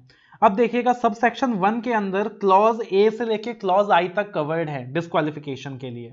अब आप एक चीज ध्यान रखोगे कि 164 के अंदर सबसेक्शन 1 के अंदर, जैसे मैंने बताया था डिवाइड एंड रूल फॉर्मूला, तो clause A B C and H, इसको आप हमेशा साथ में पढ़ने वाले हो। ए बी सी एच, ये चार क्लॉजेस साथ में पढ़ने वाले हो, यूनिवर्सल क्लॉजेस हैं। क्लॉज डी ई एफ, ये तीन को साथ में पढ़ने वाले हो बिकॉज तीनों के तीनों कन्विक्शन रिलेटेड है, राइट। तीनों के तीनों कन्विक्शन रिलेटेड है। और फिर not D E F, actually ये जो क्लॉजेस हैं कौन से हैं, D E and G, D E and G. तो क्लॉजेस जो डी ई एंड जी हैं ये आप साथ में पढ़ने वाले हो, दैट इज कन्विक्शन रिलेटेड है। फिर क्लॉज एफ और क्लॉज आई आप अलग से पढ़ने वाले हो, बिकॉज एफ अपने आप में एक यूनिक क्लॉज है, अलग ही क्लॉज है, और आई जो है वो नया इंसर्ट हुआ है जिसका कोरिलेशन सेक्शन 165 के साथ है। सो दैट इज वाई आप ये अलग से पढ़ने वाले हो। तो ए बी सी एच अलग से पढ़ोगे, डी ई जी अलग से पढ़ोगे, एफ अलग से पढ़ोगे, आई अलग से पढ़ोगे। जिसके अंदर आपको कुछ सबसेक्शन याद रहे या ना रहे, मैं एक चीज एडवाइस करूंगा कि 164 सबसेक्शन 1 क्लॉज आई जरूर याद रख लेना, सबसे ज्यादा इंपॉर्टेंट है। तो सबसे पहले ए बी सी एच, जैसे कि मैंने आपको बताया, तो क्लॉज ए क्या कहता है, क्लॉज ए कहता है कि अगर कोई बंदा अनसाउंड माइंड का है, पागल हो चुका है, और किसी कोर्ट ने उसे पागल डिक्लेयर किया है, तो वो डिस्क्वालिफाइड हो जाएगा, किसी कंपनी में डायरेक्टर नहीं बन सकेगा। लॉजिकल सी चीज है कि अगर कोई बंदा अनसाउंड माइंड का है, पागल हो चुका है, और किसी कोर्ट ने उसे पागल डिक्लेयर कर दिया है, तो इन दैट सिचुएशन वो डिस्क्वालिफाइड हो जाएगा, कंपनी का डायरेक्टर नहीं बन सकेगा। उसके बाद क्लॉज बी के अंदर कहा गया है कि अगर कोई बंदा अनडिस्चार्ज इंसॉल्वेंट है, अगर कोई बंदा क्या है, अनडिस्चार्ज इंसॉल्वेंट है, तब इन दैट सिचुएशन वो डायरेक्टर नहीं बन सकेगा। और क्लॉज सी के अंदर कहा गया है कि अगर किसी बंदे ने एप्लीकेशन दी है to be adjudicated as a insolvent और उसका एप्लीकेशन पेंडिंग है, तब वो डायरेक्टर नहीं बन सकेगा। अब क्लॉज बी एंड सी का कंबाइंड मतलब समझना, क्लॉज बी एंड सी का कंबाइंड मतलब आप ये याद रखोगे कि जिस दिन से एक इंडिविजुअल एप्लीकेशन देगा कि भाई मैं इंसॉल्वेंट हूं, और जिस दिन तक उसकी एप्लीकेशन जिस दिन तक उसका जो इंसॉल्वेंसी का मामला है वो सेटल नहीं हो जाता, उसको डिस्चार्ज नहीं कर दिया जाता अपने इंसॉल्वेंसी से, तब तक वो डिस्क्वालिफाइड रहने वाला है। उसके बाद मैंने आपको कौन सा क्लॉज साथ में पढ़ने के लिए बोला था, क्लॉज एच साथ में पढ़ने के लिए बोला था। तो क्लॉज एच के अंदर बोला है कि अगर किसी बंदे ने डीन नंबर ऑब्टेन नहीं करा है एज पर 152 सबसेक्शन 3, तो वो डायरेक्टर नहीं अपॉइंट हो सकता, और अगर डायरेक्टर था तो डिस्क्वालिफाइड हो जाएगा। तो 152 सबसेक्शन 3 कहता था कि एक इंडिविजुअल बिना डीन नंबर के डायरेक्टर नहीं बन सकता, और 164 सबसेक्शन 1 क्लॉज एच में कहा गया है कि अगर उस डायरेक्टर ने 154 सबसेक्शन 3 के रिक्वायरमेंट को फुलफिल नहीं किया है, वो डिस्क्वालिफाइड हो जाएगा। तो A B C and H आप साथ में पढ़ोगे। फिर मैंने आपको बताया कि clause D E and G अपने को साथ में पढ़ना है। तो clause D E and G क्या कहता है, क्लॉज डी के अंदर लिखा गया है कि अगर किसी बंदे को कन्विक्ट कर दिया गया है by a court of any offence involving moral turpitude और अदरवाइज। मॉरल टर्पिट्यूड मतलब वो ऑफेंस जो समाज की नजरों में गलत है, और अदरवाइज का मतलब यहां पे वो ऑफेंस है जो कंपनीज एक्ट के अंदर कमिट की गई है। तो अगर किसी बंदे को कन्विक्ट कर दिया गया है by a court of any offence that is involving moral turpitude और अदरवाइज, तब यहां पे देखना आपको क्या देखना है, यहां पे आपको ये देखना है कि अगर इंप्रिजनमेंट 6 मंथ से कम है, अगर इंप्रिजनमेंट 6 मंथ से कम है तो कोई डिस्क्वालिफिकेशन नहीं लगेगा। अगर इंप्रिजनमेंट 5 ईयर्स से ज्यादा है, अगर इंप्रिजनमेंट 6 मंथ से ज्यादा है, अगर imprisonment greater than equal to 6 months है तो यहां पे 5 इयर्स का डिस्क्वालिफिकेशन लगेगा। और प्रोवाइजो में कहा गया है कि अगर यहां पे जो इंप्रिजनमेंट है वो 7 इयर्स से ज्यादा है, कितना है 7 इयर्स से ज्यादा है, तो वो लाइफ टाइम के लिए डिस्क्वालिफाइड हो जाएगा। तो यहां पे क्या कहा गया है कि अगर कोई बंदा कन्विक्ट किया गया है for a offence of moral turpitude और अदरवाइज, तो अगर 6 महीने से कम का कन्विक्शन है, disqualification provision is not applicable. अगर वो 6 महीने से ज्यादा के लिए कन्विक्टेड है तो वो 5 साल के लिए डिस्क्वालिफाइड हो जाएगा। जिस दिन से उसका सेंटेंस एक्सपायर होगा, जिस दिन उसकी सजा खत्म होगी, उसके बाद वो 5 साल काउंट होगा। और उसके बाद कहा गया है कि अगर 7 साल से ज्यादा के लिए कन्विक्टेड है तो वो लाइफ टाइम के लिए डिस्क्वालिफाइड हो जाएगा। उसके बाद क्लॉज ई के अंदर बोला गया है कि किसी भी ऑर्डर के द्वारा अगर किसी डायरेक्टर को डिस्क्वालीफाई किया जाता है बाय ए कोर्ट और ट्रिब्यूनल, तो वो जो ऑर्डर होगा वो वैलिड होगा, उसका हम सम्मान करेंगे, वो जो डायरेक्टर है वो डिस्क्वालीफाइड हो जाएगा। और क्लॉज डी के अंदर कहा गया है, जी यानी गर्लफ्रेंड, गर्लफ्रेंड यानी रिलेटेड पार्टी, तो क्लॉज डी के अंदर कहा गया है कि अगर किसी ने कन्विक्ट किया है, अगर कोई कन्विक्टेड है of any offence dealing with related party transaction under section 188 in the last preceding 5 years, पिछले 5 सालों में सेक्शन 188 का कॉन्ट्रावेंशन किसने भी किया है तो वो बंदा भी क्या हो जाएगा, डिस्क्वालिफाइड हो जाएगा। तो सेक्शन 188 पढ़ते वक्त आपको याद रखना है कि ऑल्दो वहां डिस्क्वालिफिकेशन की बात नहीं की गई है, बट 164 सबसेक्शन 1 क्लॉज जी के हिसाब से अगर किसी बंदे ने पिछले 5 साल में 188 के प्रोविजन को वायलेट किया है, कन्विक्टेड है वो, तो वो डिस्क्वालिफाइड हो जाएगा। फिर मैंने आपको बताया था कि क्लॉज एफ एंड क्लॉज आई आप अलग से पढ़ोगे। क्लॉज एफ में क्या बोला है, क्लॉज एफ में बोला है कि अगर किसी बंदे ने कॉल मनी पे नहीं किया, वो किसी कंपनी का शेयर लेके रखा है, उस बंदे ने शेयर खरीद के रखा है और उसने कॉल मनी पे नहीं किया, राइट, तो इन दैट सिचुएशन जो भी लास्ट डे फिक्स किया जाएगा for the payment of call, कि कंपनी ने वार्न कर दिया, बोला कि भैया 30 जून तक आप कॉल का पेमेंट कर दीजिएगा, लेकिन 30 जून तक भी क्या हुआ कि कॉल का पेमेंट नहीं किया गया, तो उसके बाद 6 महीने तक काउंट कर लीजिए, उसके बाद 6 महीने का टाइम और है। लेकिन if 6 months have elapsed from the last day fixed for the payment of call, तो जिस कंपनी में आपने कॉल मनी पे नहीं की आप वहां पे डिस्क्वालिफाइड हो जाओगे। तो ये क्लॉज खास इसीलिए है बिकॉज डिस्क्वालिफिकेशन सिर्फ उस कंपनी में होगा जिसमें आपने कॉल मनी पे नहीं की है। जिस कंपनी में आपने कॉल मनी पे कर रखा है वहां पे you can continue to be a director, और जहां आप डिस्क्वालिफाइड हो गए हो, अगर आप वहां पे दोबारा कॉल मनी पे कर दोगे बाद में, तो वहां पे again you can be appointed to be, वहां पे again you can be appointed as a director. तो ये चीज ध्यान रखने वाली बात है। तो आप देखोगे कि ये जो 3 क्लॉजेस हैं ये तीनों कन्विक्शन से रिलेटेड हैं। अब आता है क्लॉज आई। क्लॉज आई क्या कहता है, क्लॉज आई कहता है कि अगर किसी बंदे ने सेक्शन 165 सबसेक्शन 1 की रिक्वायरमेंट फुलफिल नहीं की है वो डिस्क्वालिफाइड है। अब 165 सबसेक्शन 1 क्या कहता है, 165 सबसेक्शन 1 कहता है कि एक बंदा मैक्सिमम 20 कंपनीज में डायरेक्टर बन सकता है, और वो जो 20 कंपनीज उसमें पब्लिक कंपनीज इंक्लूडेड होंगी, प्राइवेट कंपनीज इंक्लूडेड होंगी, ऑल्टरनेट डायरेक्टरशिप इंक्लूडेड होंगी, ठीक है। तो एक बंदा मैक्सिमम 20 कंपनीज के अंदर डायरेक्टर बन सकता है, और लेकिन एक क्लासिफिकेशन है कि इस 20 में से मैक्सिमम 10 पब्लिक कंपनीज हो सकती हैं, इस 20 में से मैक्सिमम 10 पब्लिक कंपनीज हो सकती हैं। और ये जो 20 कंपनीज है, इस 20 कंपनीज की सीलिंग में एक तो नॉन प्रॉफिट ऑर्गेनाइजेशन इंक्लूड नहीं होगा। कौन सी कंपनी इंक्लूड नहीं होगी sir, non profit organisation include नहीं होगा। तो इस 20 कंपनी की सीलिंग में नॉन प्रॉफिट ऑर्गेनाइजेशन इंक्लूड नहीं होगा। उसके अलावा डोरमेंट कंपनीज भी शामिल नहीं होंगी। कौन सी कंपनी शामिल नहीं होगी सर, डोरमेंट कंपनीज भी शामिल नहीं होंगी। तो नॉन प्रॉफिट ऑर्गेनाइजेशन इंक्लूड नहीं होंगी, और साथ ही साथ डोरमेंट कंपनीज भी इंक्लूड नहीं होंगी 20 कंपनीज की लिमिट में।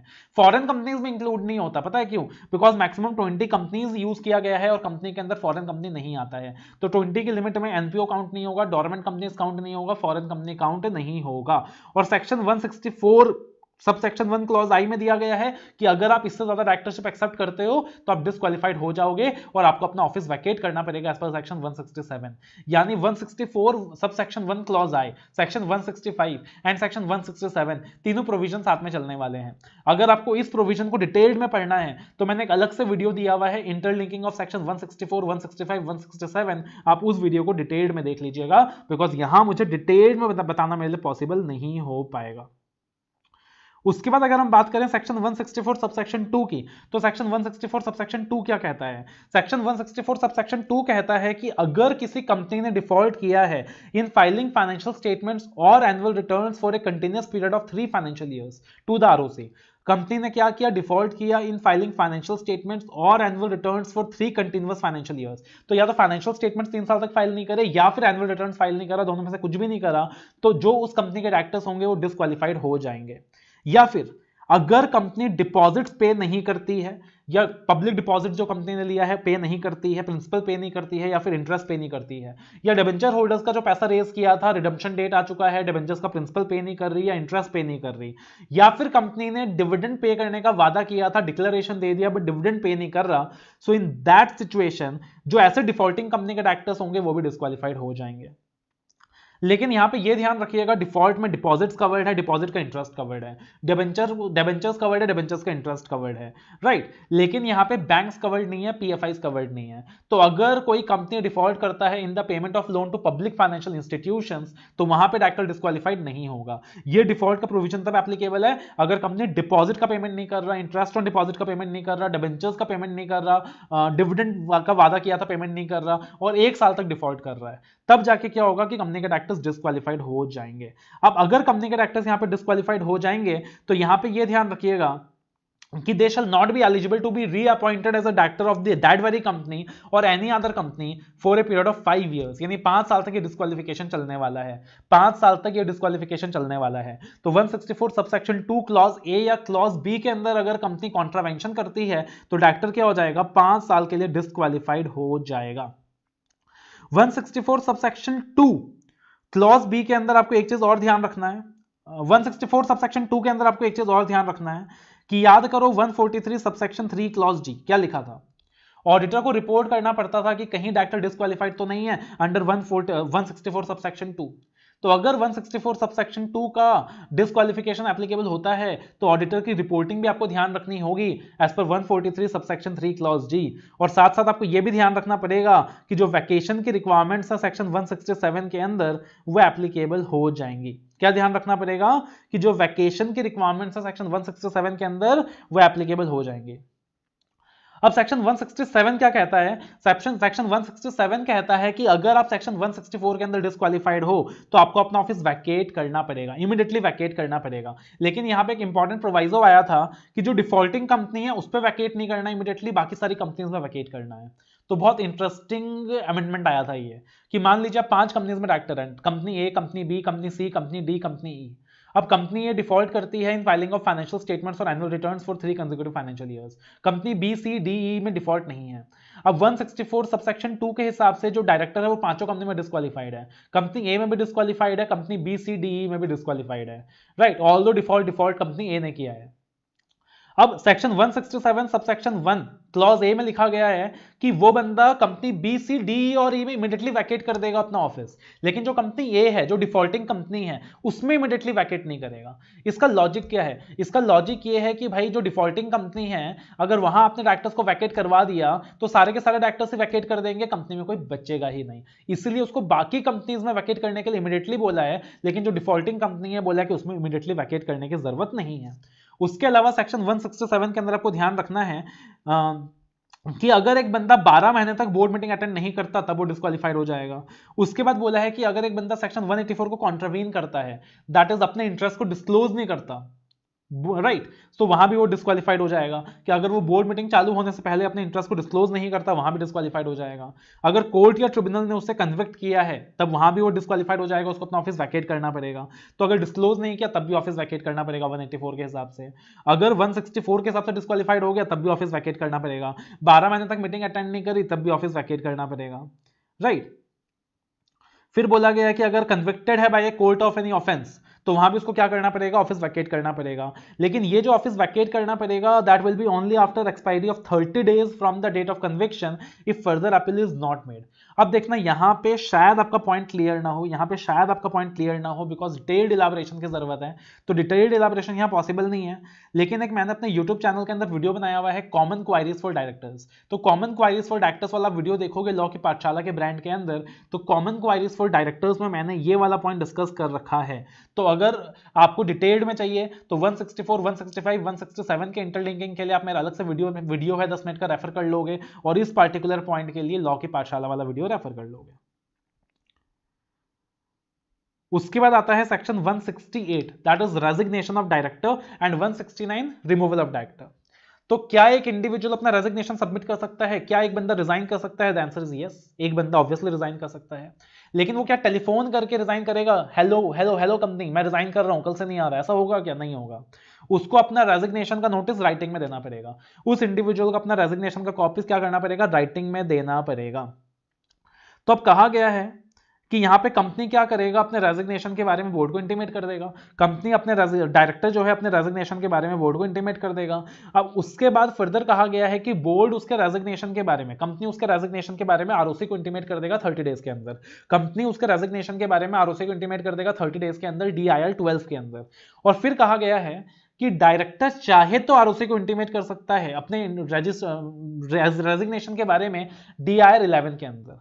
तो ध्यान रखना, यहां पे बोला है कि जो इंडिविजुअल है वो एक तो कंपनी को इंटीमेट करेगा, दूसरा किसको इंटीमेट करेगा?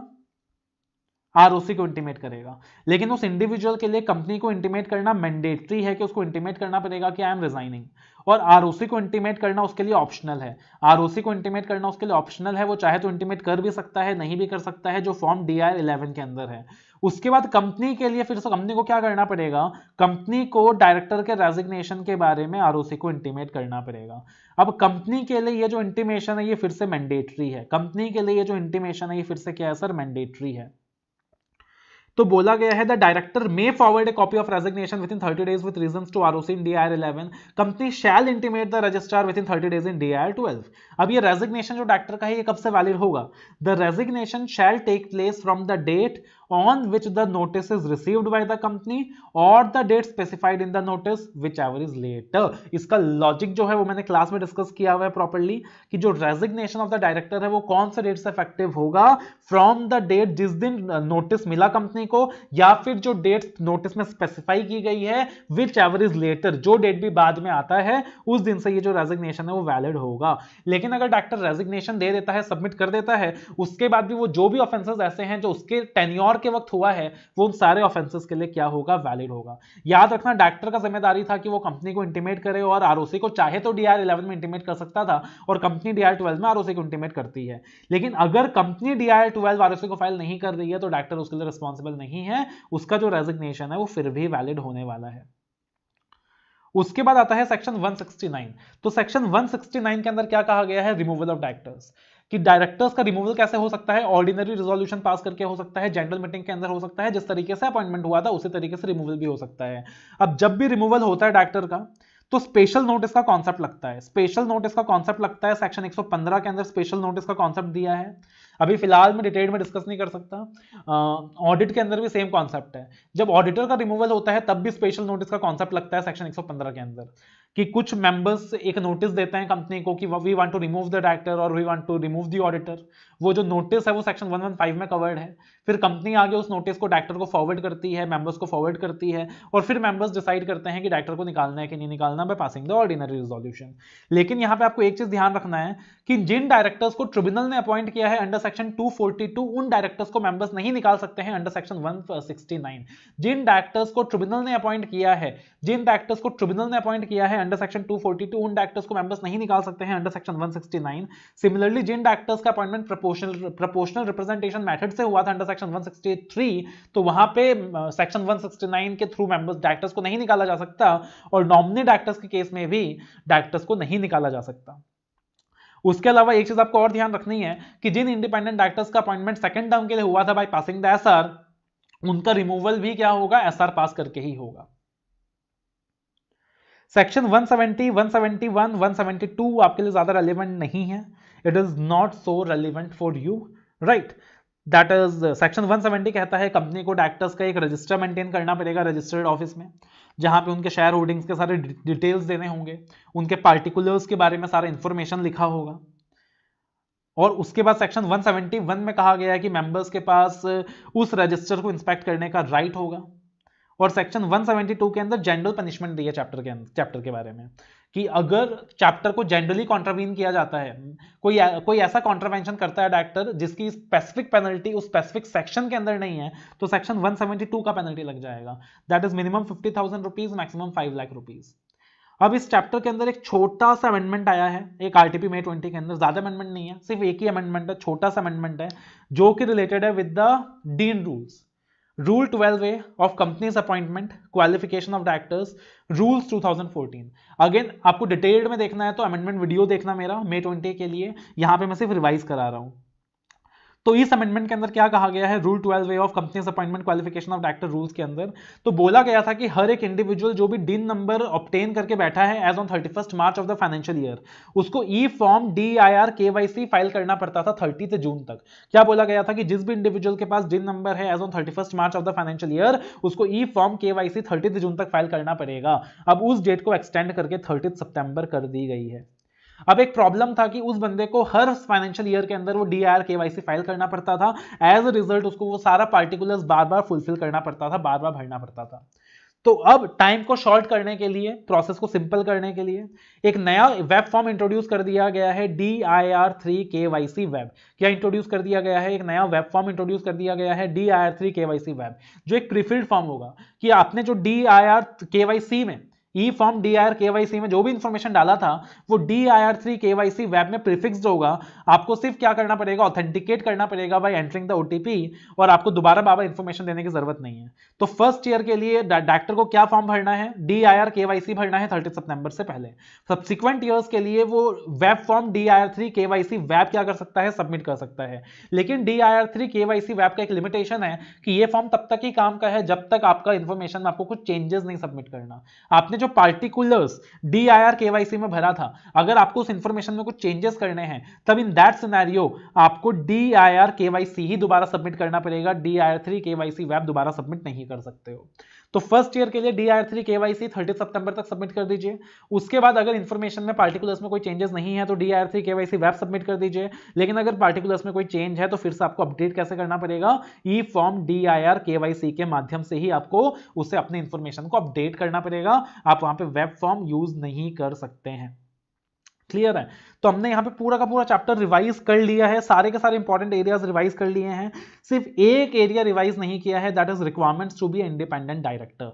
क्योंकि अगर मैं फटाफट रिवाइज करा दूं उस एरिया को तो वो जस्टिफाइड नहीं है, बहुत ही टेक्निकल एरिया है, डिटेल्ड एक्सप्लेनेशन की जरूरत है। तो दैट इज वाई मैंने उसको रिविजन में यहाँ पे इंक्लूड नहीं किया है। हालांकि एक अलग से मेरा डेडिकेटेड वॉइस क्लिप है, that is requirements to be an independent director, जो मैंने अपने टेलीग्राम चैनल में शेयर किया हुआ है। तो आप उसको यूज कर सकते हो to revise that particular topic. अभी मैंने फिलहाल उस टॉपिक को कवर नहीं किया है। जो नॉन एप्लीकेबिलिटी का पार्ट है वो भी मैंने आपको साथ साथ बताया है, तो दोबारा से रिकॉल कर लेना कि हाँ भाई नॉन एप्लीकेबिलिटी क्या क्या कहाँ कहाँ था। कम से कम 5 बार उस नॉन एप्लीकेबिलिटी के पार्ट को भी क्या कर लीजिएगा, आप रिकॉल कर लीजिएगा। सेक्शन नंबर्स का फ्लो बड़ा सिंपल है, क्वालिफिकेशन, डिस्क्वालिफिकेशन, वैकेशन साथ में याद रखना है, 164, 165, 167, रेजिग्नेशन, रिमूवल 168, 169। उसके बाद डायरेक्टर्स के अपॉइंटमेंट की बात करें तो 152, फिर डीन नंबर का पूरा प्रोसेस है 153 टू 159, डिपॉजिट का रिक्वायरमेंट है 1 लाख रुपए का इन 160, मल्टीपल डायरेक्टर सिंगल रिजोल्यूशन 162। उसके बाद अलग अलग डायरेक्टर्स की बात की गई है, जैसे 151 में स्मॉल शेयर होल्डर डायरेक्टर्स की बात की गई है, 149 में WRI की बात की गई है, राइट। तो 149 में WRI का बात किया, 151 में स्मॉल शेयर होल्डर डायरेक्टर का बात किया, 163 में प्रोपोर्शनल रिप्रेजेंटेशन वोटिंग टेक्निक का बात किया। तो अकॉर्डिंगली अगर आप याद रखेंगे तो आपको सेक्शन नंबर्स भी याद हो जाएगा।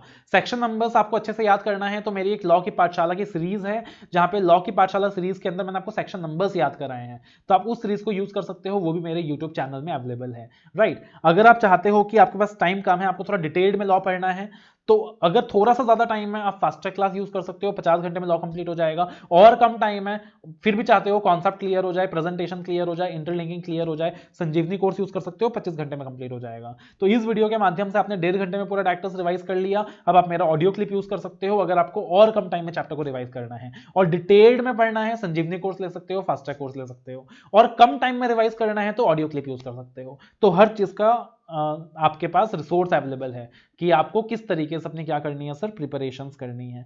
तो प्लीज इस वीडियो को 2 बार देखिएगा और एक बार टेस्ट वगैरह जरूर दे दीजिएगा, रिटन प्रैक्टिस कर लीजिएगा। हमारा मिशन है mission examination and nothing less than that. अगर आपको ये वीडियो पसंद आया है, चैनल को लाइक करना, वीडियो को शेयर करना और चैनल को सब्सक्राइब करना मत भूलना। वीडियो को लाइक जरूर करना, अपने कमेंट में मेंशन जरूर करना कि आपको इस वीडियो से बेनिफिट मिला या नहीं मिला। All the very best, love you all, take care.